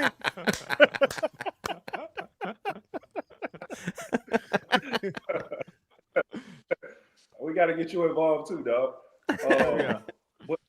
But for me, it's like I can't keep investing in everybody else, ideologies and dreams, and I wanted to put something of my own out there. And basketball is my life. Basketball is what I know, and I feel like, let me stay in this lane.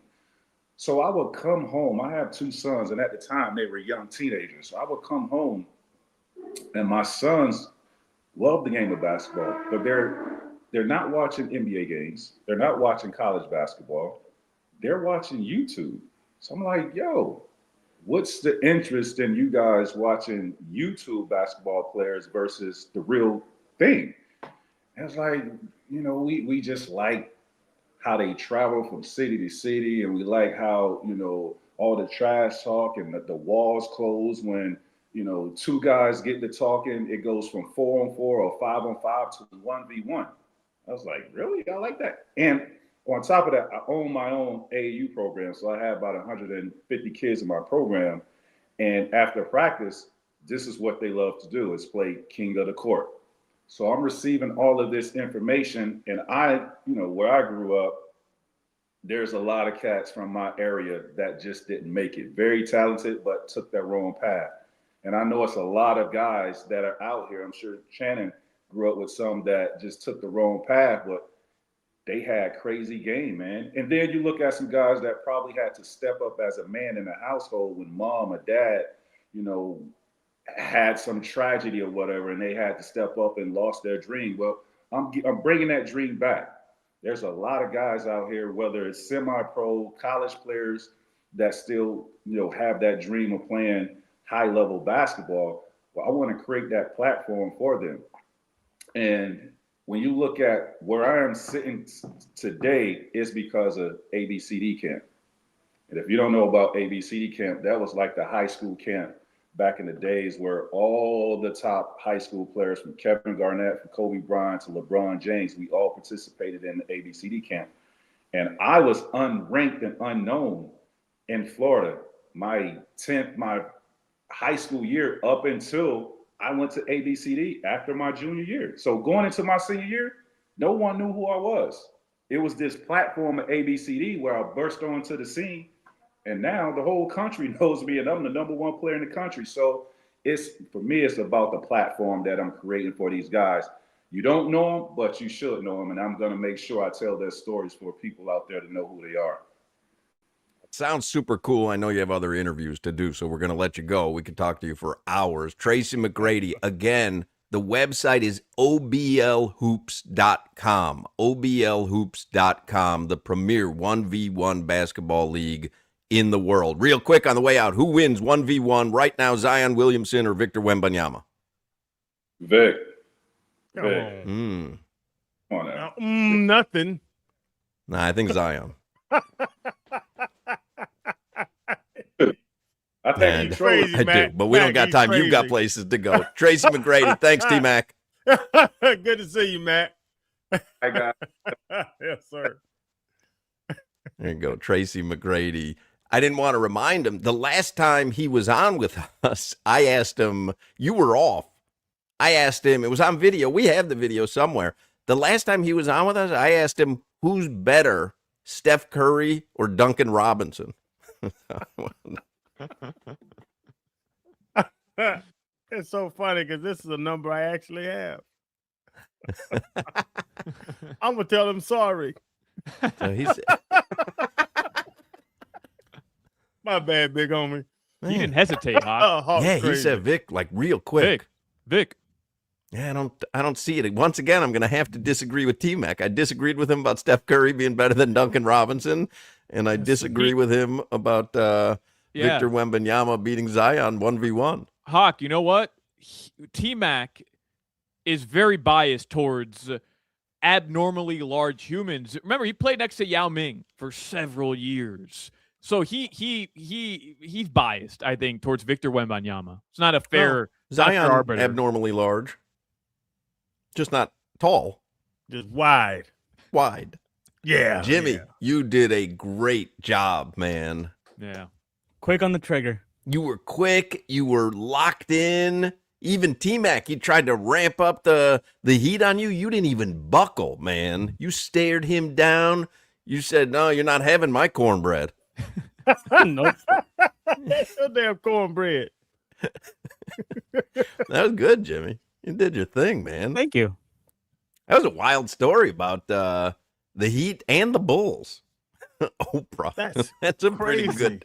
That's a pretty good recruiting pitch. It's like, how could you outdo Pat Riley with his rings? Oh, I don't know. Oprah. I say all the time, I wish I was better at football because my recruiting visits were nothing like that.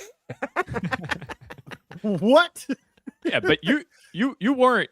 I mean, there was a time in that free agency window, Vince Carter and T-Mac were the next, I don't know, like MJ Barkley or like however you want to do it, you know, like they were the next two goats of the game.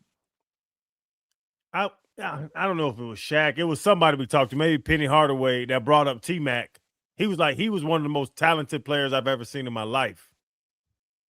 And yeah, like sometimes people sleep on how great he was. Bro, T-Mac was a monster. Do you guys remember the I think it was 17 points in 36 seconds or whatever the hell he did? Do you guys remember that game? Yeah. Yes. That goes viral every year around that time. Yes. Like you get to see it. Man, I was thinking he got Oprah recruiting him, and your recruiting pitch was, hey, 20 years from now, you're going to be on Tamron Hall.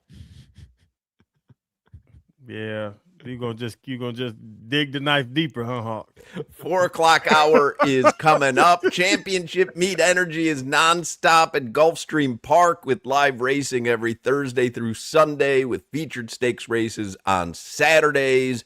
The biggie is coming up Saturday, March 28th. That's the 75th running of the Curlin, Florida Derby. Tickets are on sale now. There's not a lot left, but you want to secure your spot today for South Florida's biggest race day of the year. That same day, Saturday, March 28th, Gulfstream Casino will be giving away a new Ford Maverick and a share of $20,000 in free play. You can earn entries for the new Ford truck all March long, including 5 times entries on Mondays. By the way, we'll do our show live Friday, March 27th from Gulfstream. Get you ready for the Curlin, Florida Derby. Cirque du Soleil Lucia is currently playing at Gulfstream Park. It runs through April 25th. You can get your tickets online at gulfstreampark.com. In fact, you can get all the info. You can make reservations. You can see the daily race entries as well online. It's all right there at gulfstreampark.com. You're listening to the Hoch, Crowder, and Solana Show. Hey, man, I'm not gonna lie, man. I'm the hottest chick in the game right now, man. WQA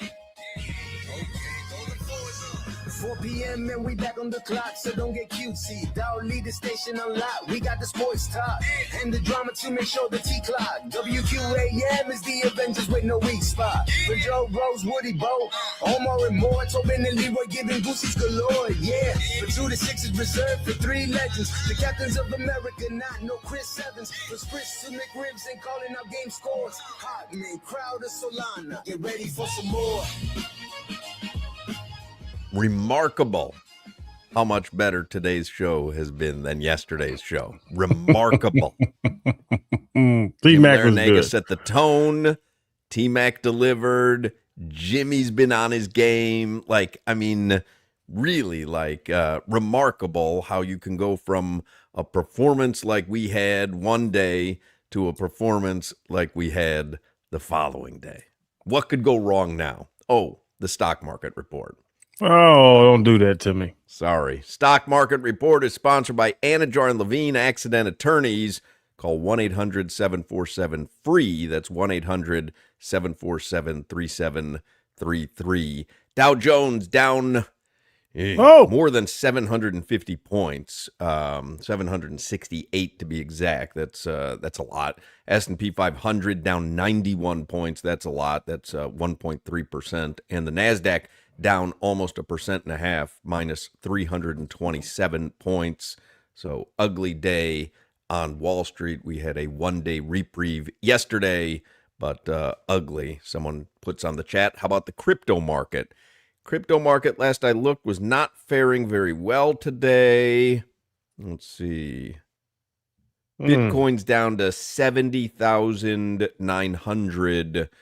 You know, it had been up over 100,000 at one point, and this week I think it was up to 76 or 77,000. It had a little bit of a rebound. It's drawn back. Ether 2,100, and Fartcoin holding steady at 20 cents. What was that? Fartcoin. So I invest in some cryptos, and I hold, though. I'm not like a big buyer and seller. I hold, but there is a cryptocurrency. There's a difference between like Bitcoin and Ethereum versus these meme coins like Trump and Doge and Fartcoin. But Fartcoin has this, and so I went to dinner, I had mentioned last week, me and Lori and Ryan from Funky Buddha and his wife, Gianni. We had gone to dinner, and Ryan plays with the crypto markets as well. And I said, you know what? Do a little Fartcoin. It kind of works its way back to $1 and then throttles all the way back to like 10 cents. And then kind of comes back up to $1. I talked with a guy who does a lot more crypto than I do, just to kind of pick his brain. He was telling me that a lot of young people love to hold Fartcoin for the exact reason that you responded when I said it, which was the laughter and Solana saying, what was that again? Because people like to sit around with their parents at dinner and they say, oh yeah, I just put a lot of money into Fartcoin. For whatever reason, it makes people feel empowered when they're telling an older person, yeah, I invested in Fartcoin. By the way, I am not telling anyone to invest in anything, by the way. Do not take what I am telling you as any sort of investment advice. I lose money. I don't make money. I lose money. Don't listen to me. But Fartcoin, we were having dinner, me and Ryan. He's like, all right, I'll buy some. He bought it at 15 cents. It was up to 21 cents. Earlier today, but it's down to 20 cents right now. But you can buy it on Coinbase or wherever you buy your crypto. Solana, Alexis, if you want to invest. He's with Morgan Stanley. Don't go Fartcoin route. That's right. I like Fartcoin. I put a lot of money that I didn't have into GameStop at the very worst time. Well, that's an actual stock. That's not a crypto coin. No, I realize that, but I'm just telling you, like, this is my wheelhouse. Things that are gonna, end up costing me money, but that are great in group chats where I could just flex about having Fartcoin. Yep. I did the same thing with GameStop, Diamond Hands, Nokia, Diamond Hands. I still have all these meme stocks. I've got BlackBerry. Do you really? Diamond hands. Should I? No. Well, give me one good reason why I should not. Because it's well, actually, let me tell you what it's at now. Maybe it is a decent buy. Look in the RFF infrastructure. I'm serious. I'm looking at my thing now. You know how normally, like on your app, it'll say like gain/loss. Mine just says loss. Yeah, BlackBerry's at $3.28 right now, $3.28. I think I got in at maybe like 12. But at one point, BlackBerry probably split adjusted, probably was a $500 stock at one point. Anyway, don't invest in any of this nonsense. But Fartcoin, for those of you who are interested in the crypto markets, Fartcoin's at 20 cents today. Fartcoin. Let me remind everybody as well. Relive history tonight. We are replaying the BAM 83-point game against the Wizards from last week. The action starts at 7 p.m. tonight, right here on 104.3 FM WQAM, which is your home of the Miami Heat. Heat have an actual game tomorrow against the Lakers, but tonight, relive the BAM 83-point performance. I'll give you 15 minutes of Heat right now. That's brought to you by Doral Kia, home of the Pricito, our lowest price. Visit them at Doral Kia or DoralKia.com. So I saw a lot of people after the game last night cursing Norman Powell's name. Just done with him. And someone emailed Ira Winderman in the Sun Sentinel. Norman Powell is making his case for us re-signing Hero and letting Norman walk. And there is an argument, in my opinion, to be made for that right now. This is what Ira says. It has been a tough go for Norman Powell since the All-Star break. And that has to create pause when it comes to a 32-year-old who's seeking a contract extension, a player who turns 33 on May 25th. Yes, there's still time for a turnaround, but this Norman Powell is not the same Heat player who earned his way to his first career All-Star berth. Yes, a quality contributor, good locker room guy, and class all the way around in the community. But when it comes to an extension, it is about more than the moment. Also, no rush with Tyler Hero, who still has a year left under his contract. If it is play-in again, then you don't want to double down on anyone on the roster. The Heat have to be in a show-me state when it comes to finding someone to provide a postseason breakthrough. Has Norman lost a little bit of his luster in your mind, Solana? Yeah, I mean, look, he just hasn't been available. Even right before the All-Star break, he was dealing with some back issues. Then after the All-Star break, played 2 games, I believe, and then, or maybe it was 5 games. But remember, he missed all 7 of the win streak. Literally missed all 7 of the win streak, and then he came back, him and Tyler on the floor the other day, and it wasn't great. They lost to the Magic. And then in their 15 or 17 minutes together yesterday after starting, they were a minus 15 on the floor. So, like, the sample size hasn't been good. But here's what I'll say. For this year specifically, they've played 13 games together. So this idea that you're ready to punt on Tyler and Norm, I think is preposterous. They've played 13 games together. Long term, yeah, you can't keep both because you would just be this team. And I never saw I never understood anybody saying commit long-term to Norm. It's why I, at the deadline, told you guys I could see the Heat moving him if they could get a draft asset in return, because it just doesn't make sense for all the reasons Ira just pointed out. Listen, Sully put a battery on my back. Get rid of both of them.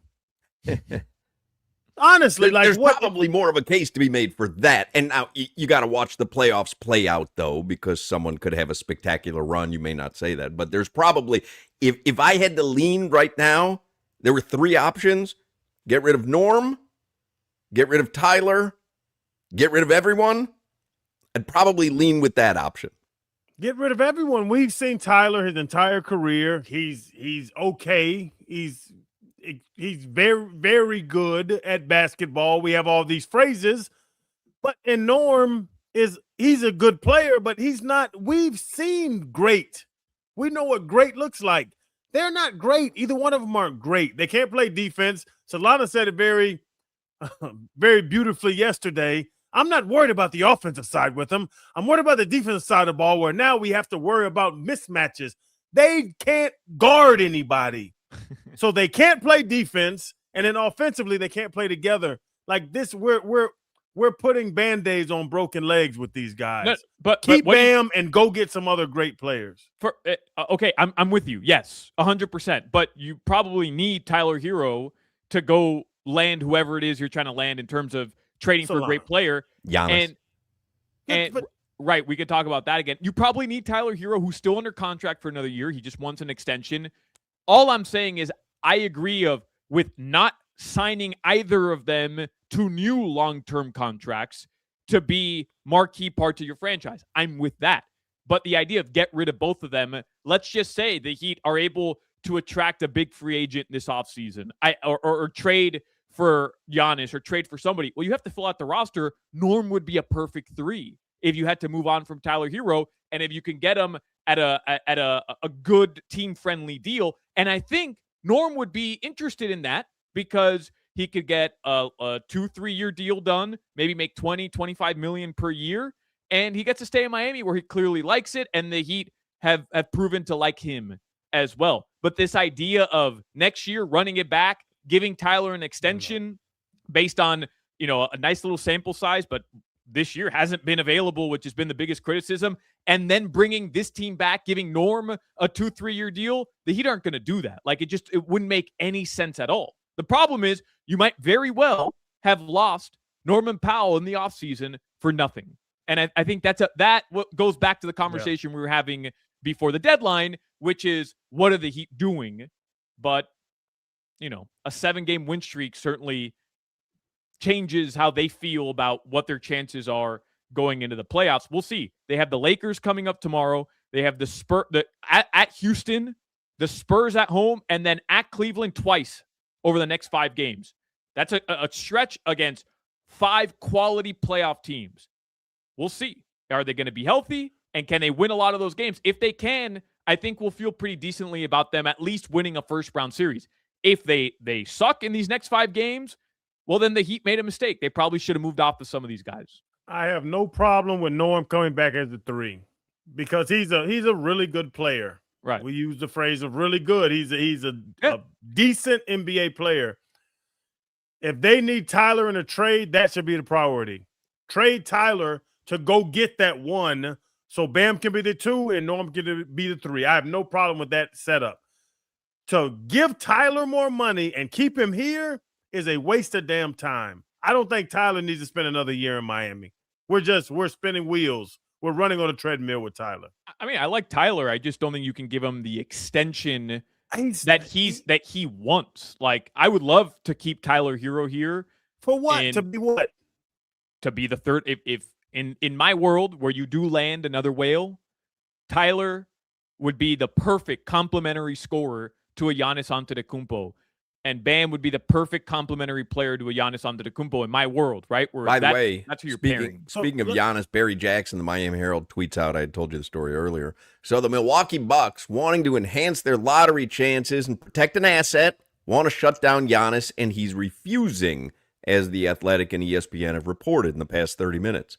What is keeping him from simply saying the words, "It's best to go our separate ways, and in trade talks, please convey that I would only sign an extension with teams X, Y, or Z." A year of all this nonsense because he can't bring himself to say that, which is admirable in some ways, I suppose, says Barry Jackson. Heat will keep trying to acquire him this summer. They need to. All right, let's get headlines. If Giannis is the whale. Because my big 3 set on LeBron, Wade, Bosh. Giannis is the whale. So it's Giannis, Bam, Norman, or Giannis, Bam, Tyler. Is that anything? Because the third can't play defense. Bosh was a good defender. Wade was a good defender. LeBron was a good defender. Solana, you always shake your head when I talk about the other side of the court, but you say it. Those guys are turnstiles. Crowder, you're pairing the two most versatile defenders in Bam Adebayo and Giannis Antetokounmpo in the NBA together. You're going to be fine if Tyler Hero isn't the best one-on-one defender. No, he's not the best. He's not just not the best. He's the worst. The question is, who are the other guys are you filling out the roster with? You know, you have to get the idea of the big three out of your head. It'll never happen again in the NBA. Like those super teams. The question is, can Giannis, to. Bam, and Tyler, or Giannis, Bam, and Norman compete in the East? Yes, I think they can. If you have Giannis and Bam out there together, Bam's an 83-point machine, first of all. Right. So now Giannis only needs to score like 20, 25. Right. Anyway, let's get headlines so we have time for Zach Gelb this hour. Headlines are brought to you by Doral Volkswagen, home of the Pricito, our lowest price. Visit them at Doral Volkswagen or DoralVolkswagen.com. The Panthers, unfortunately, lost yesterday, and it's just one of those things where they're not going to win a lot of games down the stretch of the final month of the season, but they do play the Stanley Cup final rematch tomorrow. I'd like to get that one. Like I want to, as a Panthers fan looking to lose a lot more games to get a top 10 pick, which is protected, I'd still like to win tomorrow. All right. Okay. I mean, I'll celebrate when they win, and I'm not crying when they lose. So, unless I have money on it. Did any of you see the Thunder beating the Magic last night and the play of the game? The little boy smacked his shoe into a ball. Hawks boy, Alex that's my Caruso, guy. Alex Caruso got a tech for blocking a shot. It was a clean block. I don't know what the officials were. With his shoe. Oh, right. But it was a clean block. I like it. Listen, use whatever weaponry you have around you to try and win a game. I love when he got teed up and he's laughing with the ref. The ref's laughing and Caruso's laughing because they know he has to tee him up. They know that you can't block a ball with your shoe. Because you could take a shoe off and throw it up in the air and knock it out there. You just have to. Would change the game. I don't think Bam scores 83 if you can use your shoe as a projectile. You can't do that. Remember the iconic Austin Powers line, Crowder? Honestly, who throws a shoe? Yes, man. I like that Caruso kept playing. Like Mike Miller, 3-point shoot.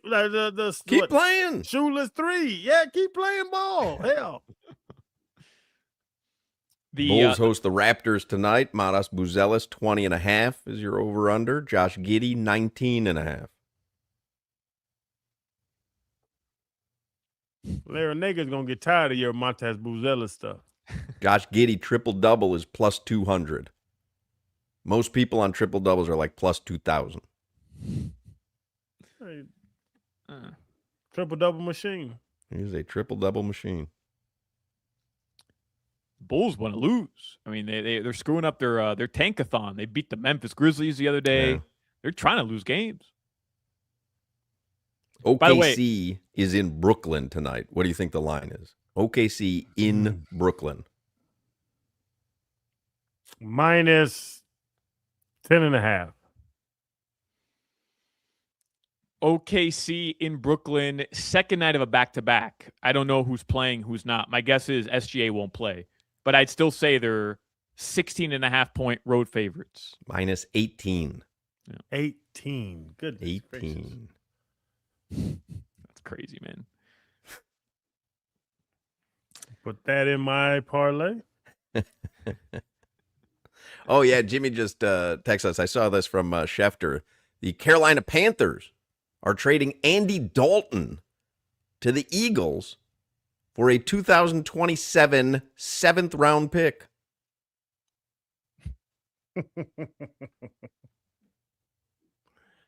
Andy Dalton is the piece? Andy Dalton got a draft pick in return in 2026. I don't know who the backup was, but he should feel terrible about himself. Well, it's the Bryce Young era in Carolina. So they couldn't even have this Dalton hanging around anymore in Carolina because Bryce Young solidified himself as the starter there. You get a draft pick for him. 7? Darren Ravel just tweeted out new food item at Wrigley Field this year, where the Cubs play. Chicken and churros.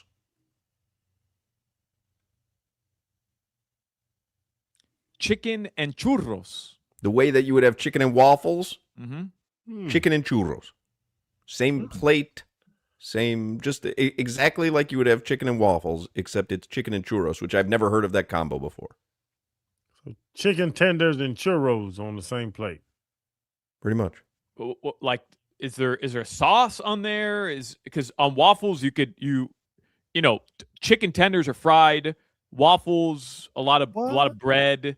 So you have to throw the syrup all over that thing just to be able to scarf it down. If not, you're just choking on it. What are you doing with the churros? The churro sauce.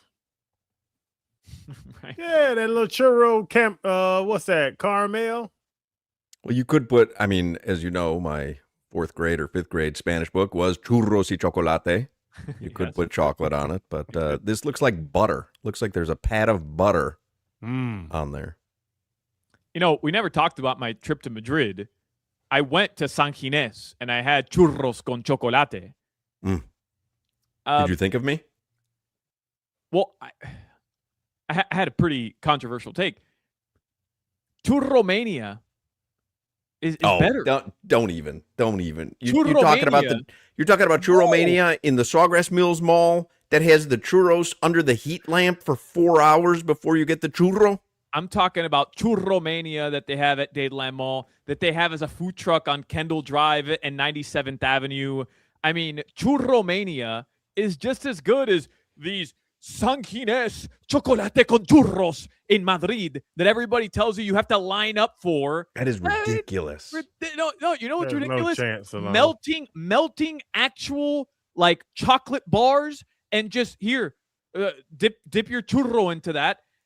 I have 18 seconds before the chocolate gets hard. And by the way, nobody just wants like pure chocolate. Give me some chocolate milk.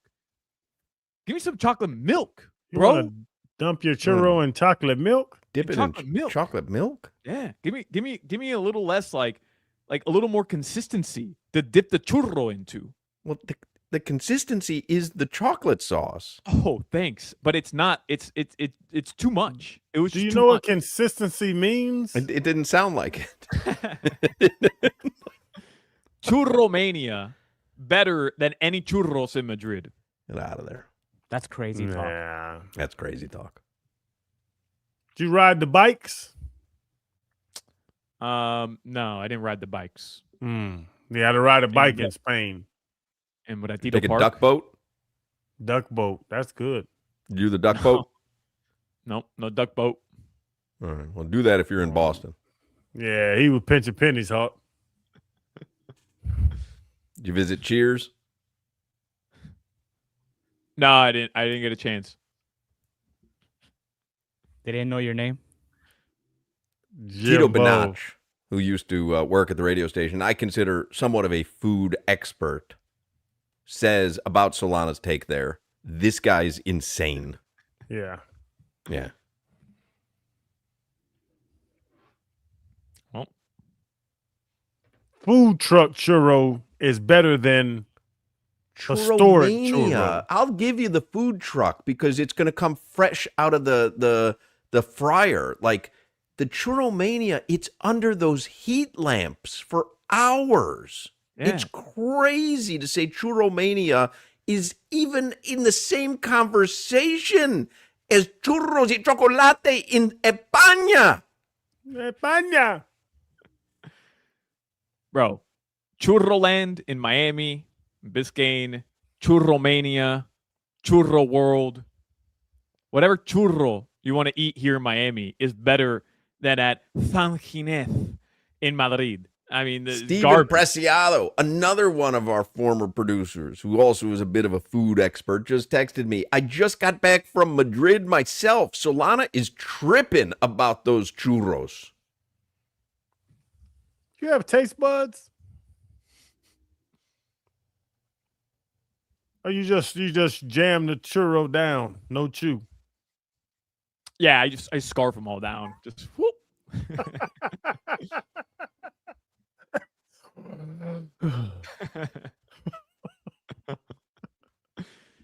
All right, your weather in South Florida right now, 70 degrees.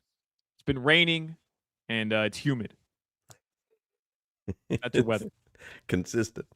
All right, Zach Gelb is going to join us in the next segment. In Miami, we don't drink coffee, we drink cafecito. Our pastries, we call them pastelitos. In Spain, they call them churros y chocolate, or at Sawgrass Mills, whichever one you prefer.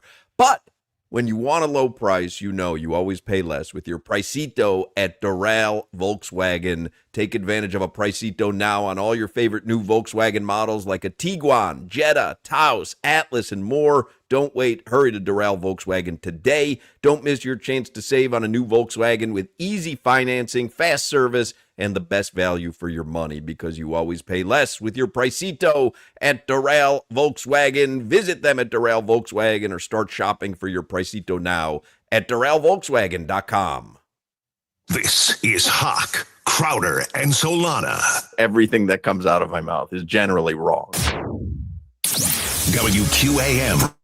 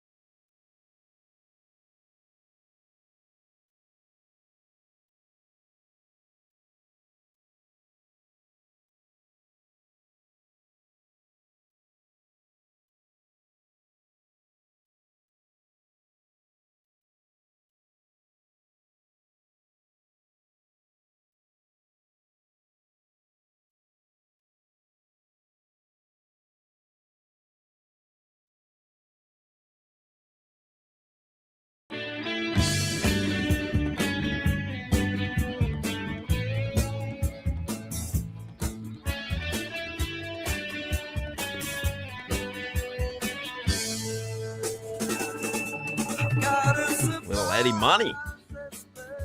A money maker. Big fan.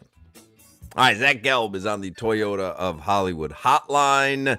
He hosts the Zach Gelb Show on 365 Sports. He's the studio host for NFL and college basketball on Compass Media Networks. And I always remind you, you can follow him on social media at Zach Gelb, ZACHGELB.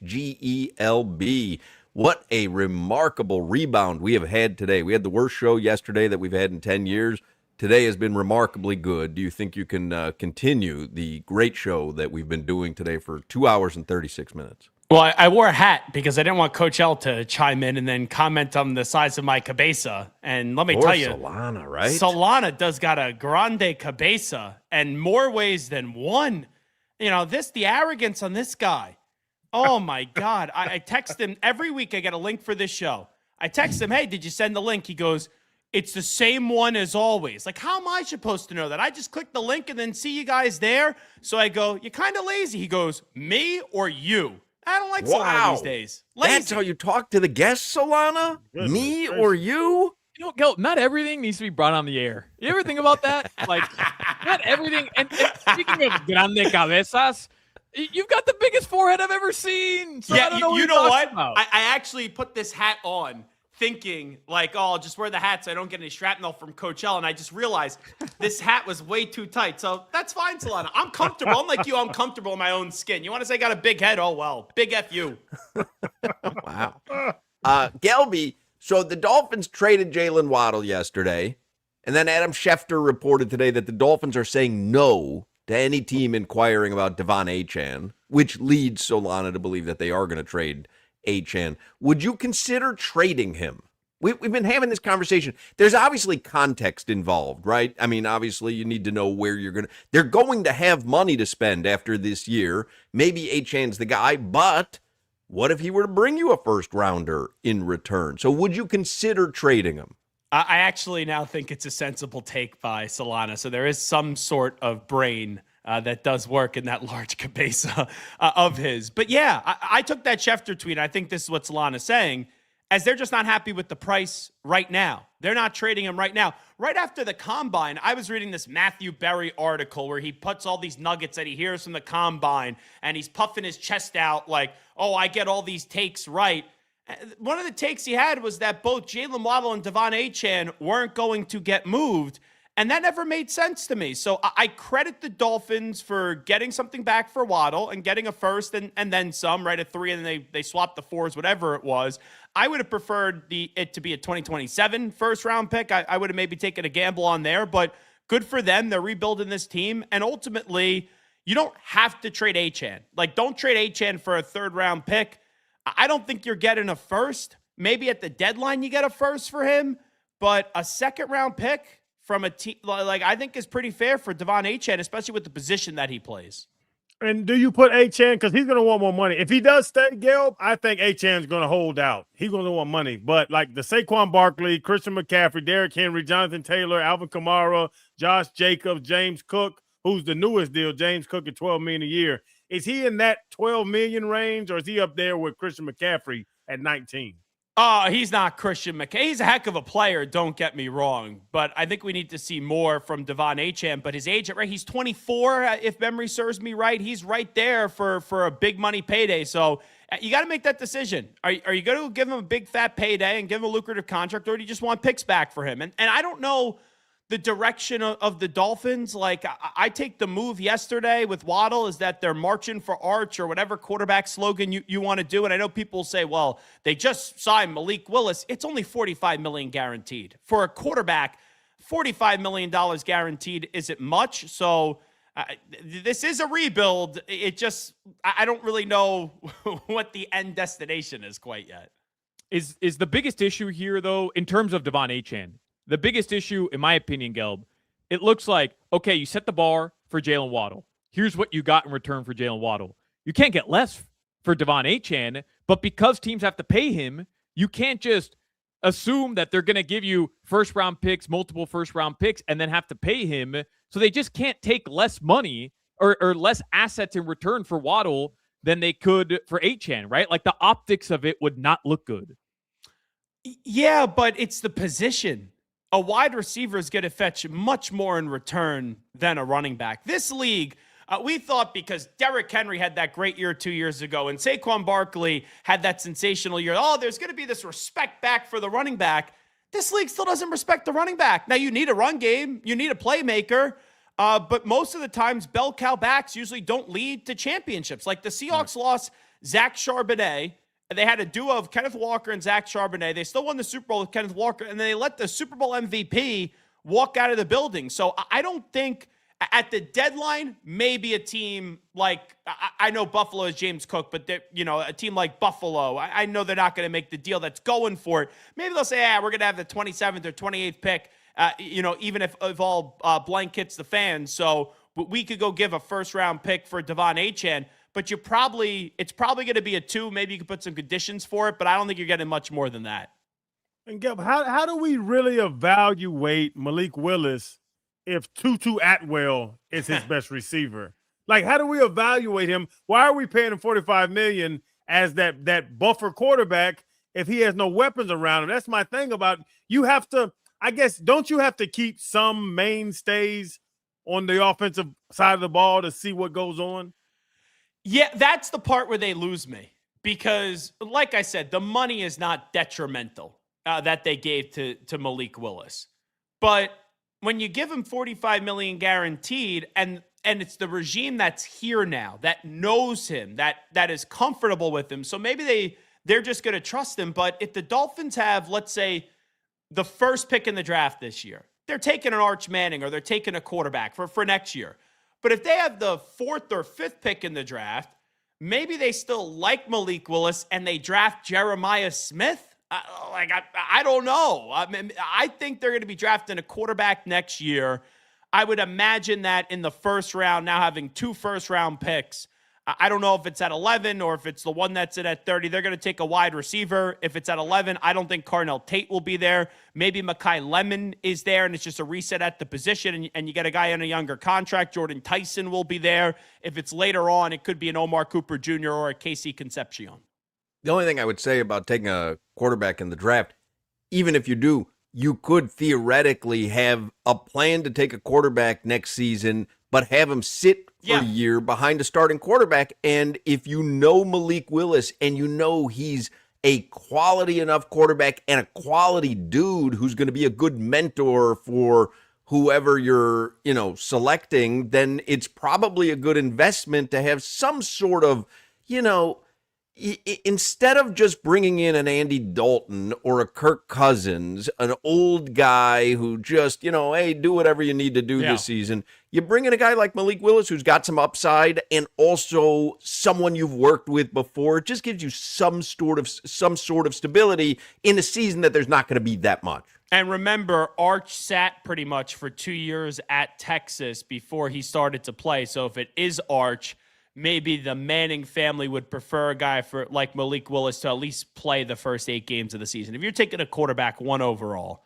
it is tough to sit him for the entirety of the year. Like the Patriots, they had Drake May. I know it was 3rd overall. They wanted to play Jacoby Brissett. Jacoby Brissett just wasn't good enough. Like fine backup in the league when he has to fill it and start. He's not terrible. And you could only keep off Drake May for so long. Like if the Dolphins take a quarterback 1 overall, or even in the top 5 next year, by at least Thanksgiving, he's going to be seeing the field.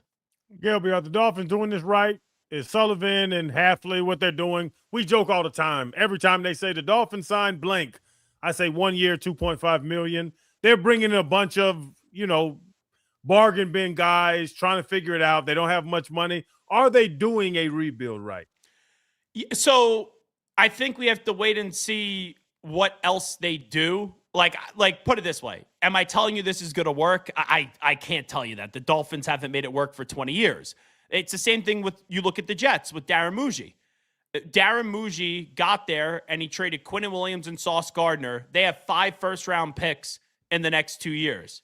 That's at least a path where, hey, you better hit the darts right, but at least you have a lot of darts to throw. Now you just got to put them on the board. You get an extra first-round pick, so you get 2 this year. We'll see what you get back for Achane. That's the tricky part in the timing of it is just I don't know if you're going to have that many weapons to get the picks that you're going to want to get. But I can't. I thought it was the right move trading Jalen Waddle. So to answer your question, even though I could go either way on this, I would lean more that their process is right. But I can't tell you that the results are going to end up working out.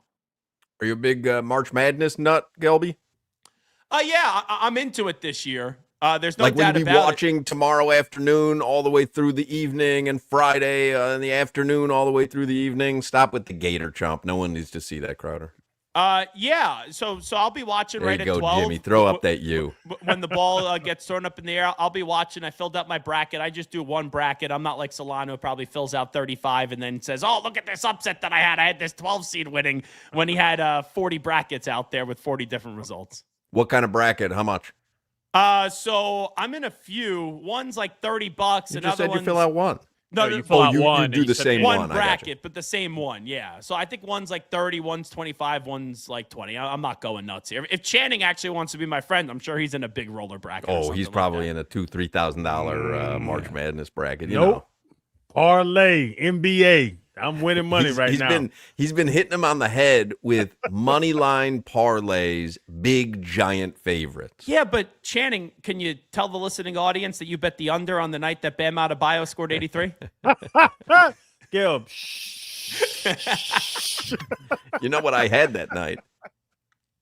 Did I tell you? No, I have no clue. I had Myron Gardner over 4 field goals made, but Bam took every attempt. I mean, Myron Gardner was dead in the water. I mean, that night was a killer for me. Are you being serious? I swear to Yep. God. We spent. Solana told us this was a Myron game. We spent 25 minutes previewing Heat Wizards that night. 22 of those 25 was about Myron Gardner. 1-800-GAMBLER, folks. Jeez. Really remarkable, the knack that I have. Can I ask you a question, Hawk? Yeah. What were you doing with the pen earlier? Were you trying to distract me? The Sharpie? Yeah. Oh, no, that's my new thing.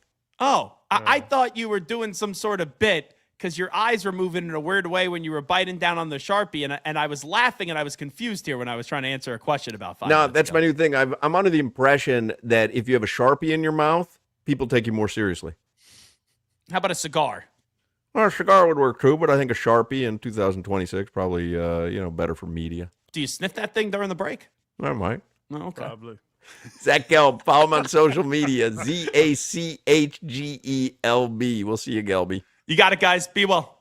There you go. 5 o'clock Funky Buddha Happy Hour is coming your way next. We'll get you caught up on the headlines and see if we can finish out today's show with the flourish that it deserves, because it's been like killing it. Like we're killing it. There we go. We up by 20, baby. We're Just finish up the by fourth. 20. Do we want to build on the lead, or do we just want to nurse this baby home? That's the question, Coach. Leave Myron in the game. All right. Prevent defense, or we just keep going at him. Press full court. We're going to press in the 5 o'clock Funky Buddha Happy Hour. Anniversaries are special. I have my wedding anniversary. We have a bunch of anniversaries, but right now, my friends at Ed Morris, they are celebrating, listen here now, 80 years in business. I don't know how many people have been alive for 80 years, and Ed Morris is celebrating 80 years. Family owned and operated for 80 years. Ed Morris is amazing. They know what they're doing. My entire driveway is backed by Morris, and y'all know my man Teddy Morris, my man Chris Atkins, who is the GM over there, their team, wonderful people. I go over there all the time. They are celebrating and commemorating this occasion by giving special, amazing savings on Cadillac Luxury, the all-electric. My wife has an electric Cadillac. Y'all have to look into it. And right now, they're going to give y'all some crazy deals. All-electric 2026 Cadillac Optic, and you can get that for just $349 a month. And the all-electric 2025 Cadillac Lyrics for just $369 a month. Family owned and operated for 80 years. They know what they're doing. They know how to take care of their customers. I would say that's the best thing. The cars speak for themselves, but the service, the trade, the sales team, everybody over there, Chris Atkins, the GM, they are going to watch out for you. They take care of you. You got to go and take advantage of the 80th anniversary savings. My friends at Edmore Sawgrass Cadillac, they are the 6-time dealer of the year off Sunrise Boulevard and the Sawgrass Expressway. You got to visit EdmoreSawgrassCadillac.com, and you got to be backed by Moores. From shopping to the lot when you see it, to the staff, to the trade-in, to the lease, to the sale, to the service after you have your car. They email and text me all the time, ask how I'm doing. Hey, I think your truck might need a service. I'm telling you, being backed by Moores is something that if you have never been backed by Moores, it will blow your mind to be backed by Moores. Click EdmoreSawgrassCadillac.com. You're listening to the Hoch, Crowder, and Solana Show. Well, I love Zephyr Hills. There is no Zephyr Hills. It's Zephyr Hills. We've been over this.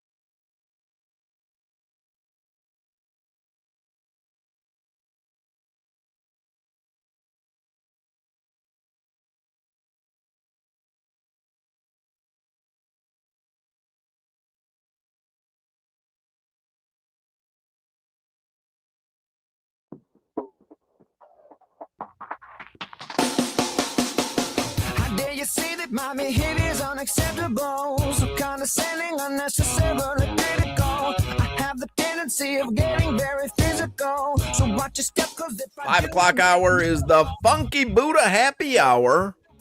Know what you want to have on hand tonight? You want to have a little Funky Buddha on hand. Mm-hmm. And then you gather around the radio. At 7 o'clock, we're replaying the BAM 83-point performance against Washington. Oh.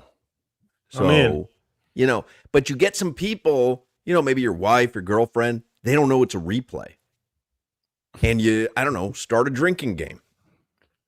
Hey, every time Bam scores a point, we'll take a sip of Funky Buddha. Mm-hmm. By the end of the third quarter, I mean, Everybody's asleep. everybody's asleep. I got a better idea. It's not a drinking game. What do you want to bet that Bam scores more than 80 points? It's There been we done go. twice in NBA history. I mean, what could we possibly bet? This is a sure thing for you, honey. There's no way I'll be able to cash this in. Yeah, Jack. I'll be at the camp late tomorrow. Anyway, 5 o'clock hour is the Funky Buddha Happy Hour and Funky Buddha Brewery in Oakland Park. What a perfect place to spend a chilly, rainy Wednesday night. Mm-hmm. Yeah, hunker down at the bar, get some yuca tots. Yeah. Maybe some of those bison burgers. Yeah. The wings, chicken wings are amazing. Wings are amazing. You got the whipped ricotta. Mm-hmm. I mean, they got everything on that menu. Yep. Anyway, I was looking at the, told you we were going to finish the show strong because it's been a good 3 hours and 5 minutes. Ooh, 3:05. Dale. But I was looking at the celebrity birthday list. Man, Solana, you got to step up your game. Solomon Hill. Heat legend. Solomon Hill. We're doing this. Heat legend. Yeah. Solly. Yeah. Solo, 100%. We're going to have, if we're doing this show 10 years from now, Solomon Hill is still going to be on the celebrity birthday list? Hoch. He helped the Miami Heat get to the NBA Finals in that bubble run. And you want to just dismiss Solomon Hill like he's some has-been, no good NBA the Heat player? dismissed Solomon Hill like he was no good. If Solomon Hill wasn't on that team, they wouldn't have won. Well, I wouldn't go that far, but I would definitely say Solomon Hill was on that roster. That is indisputable. He was- Fernando him the Rodney, Who is that? Yeah. the reliever. Rodney. Well, He like, reliever or is he starting pitcher? I think he was a starting pitcher for a while, and then he ended up being a reliever. But don't dismiss Fernando Rodney the way you said it. It's not Fernando Rodney. No, I mean, that's effing Fernando Rodney, bro. He wore his hat to the side like he had swag on the mound. Fernando Rodney. We've got Fernando Rodney. Solomon Hill and Fernando Rodney eating up two of our celebrity birthdays today. Listen, Hoch, you don't know ball, and that's the problem here. The only reason I know Fernando Rodney, back in my, early betting days, I bet Fernando Rodney, man, I don't know if it was over under on strikeouts or something. Did he ever pitch for the Tigers? I feel like he pitched for every single major league team. I remember it being the Tigers. But anyway, He did. The Tigers, 2 stints with the Detroit Tigers. So what year? What year was like the first stint? 2002 and 2003. Yeah, so this is like, no, I bet it wasn't that early. No, maybe it 05. was. Then he was back there 05 through 09. Yeah, so it's sometime between 2002 and 2009. There is no Hard Rock app. I'm on some Bobo thing or whatever. I don't have the MLB package. But I remember one night having a wager on Fernando Rodney and watching it on Yahoo Sports where they would just show the strike box and you would see like just a ball appear out of nowhere. And all it said was F. Rodney. And by the end of that game, all I could say was F. Rodney.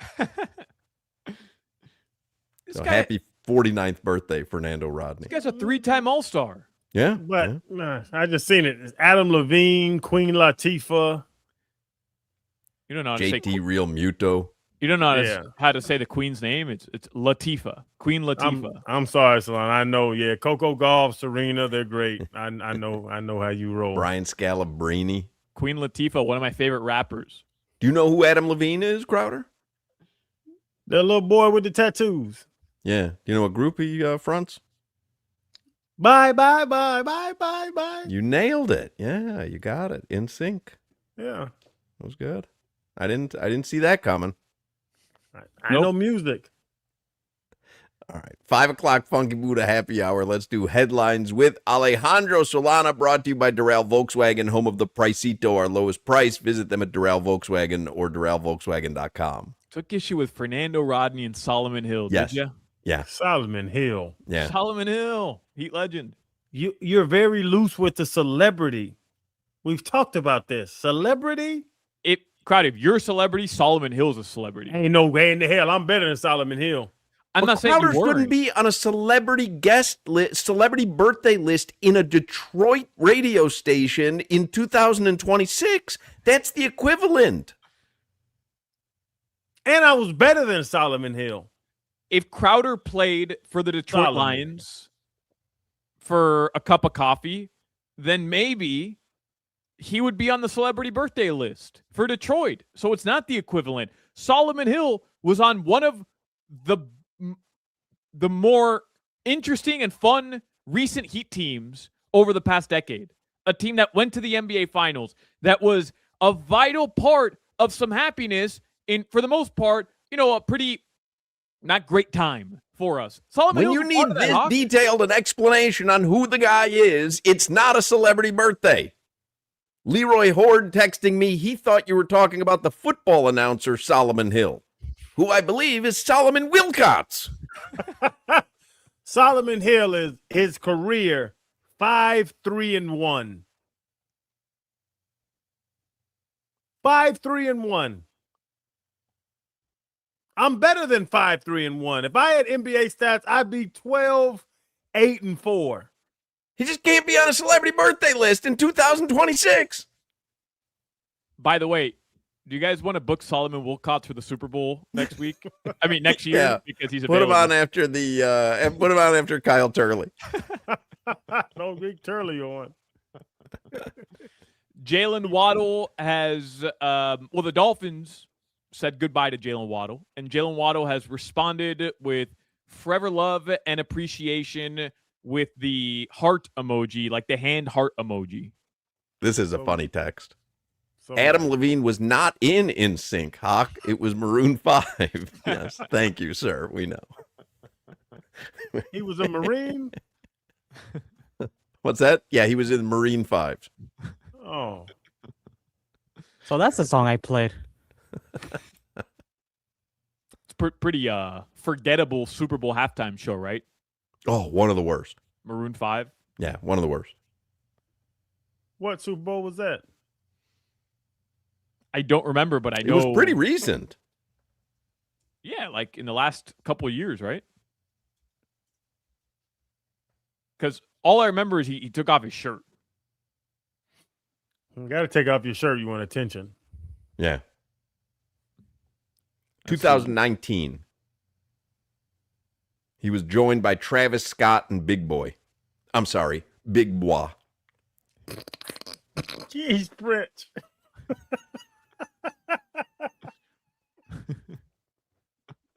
That's a great joke. I'm sorry, but that's a great joke. Hey, Rich. He was joined on stage by Travis Scott and Big Bois.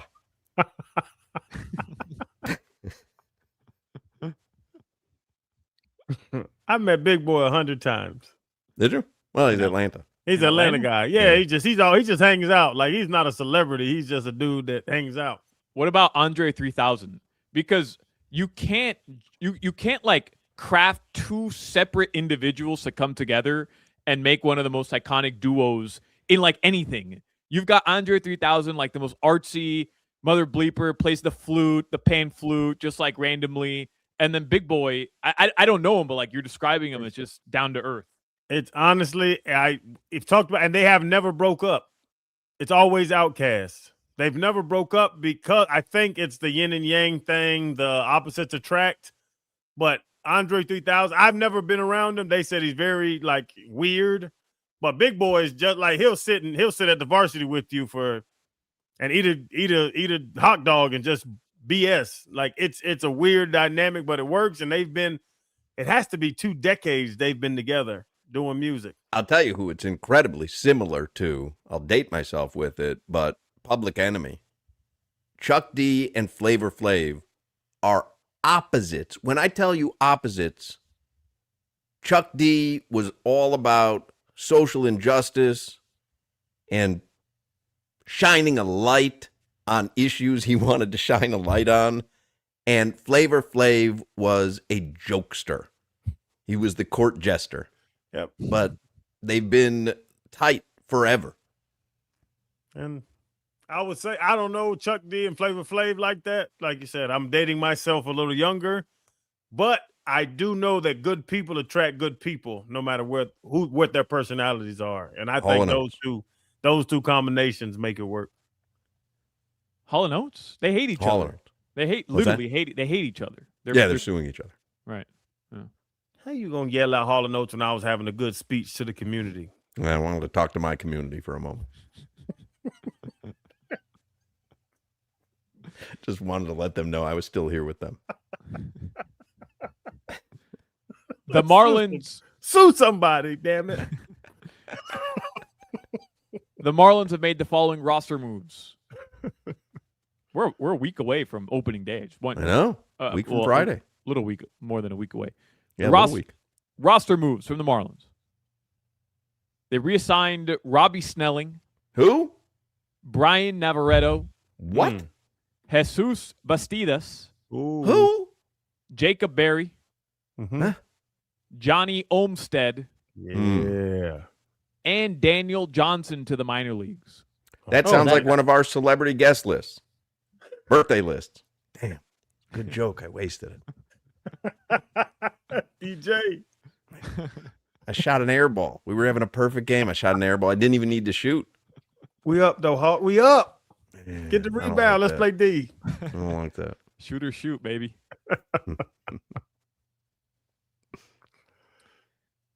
Bam Adebayo is probable for tomorrow. The Los Angeles Lakers play tonight in Houston, and then it could be LeBron's final game in Miami tomorrow night. Tomorrow's going to be a big one. That's an 8 o'clock start. Is it national TV? I don't believe it is. Just a late start? Yeah. Does LeBron play back-to-backs anymore? Yeah, I don't know. Is he going to play? I hope not. I hope Luka sits out. I hope LeBron sits out. I hope Austin Reeves sits out. I don't imagine a lot of people going to that game tomorrow feel the same way as you. Yeah, I think they will play. The Lakers right now are the 3 seed. I think they've won 6 straight.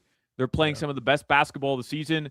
And no joke, the difference between being like the 3 seed and a playing team in the West is a couple of games. So they really need to win over the next 2 weeks.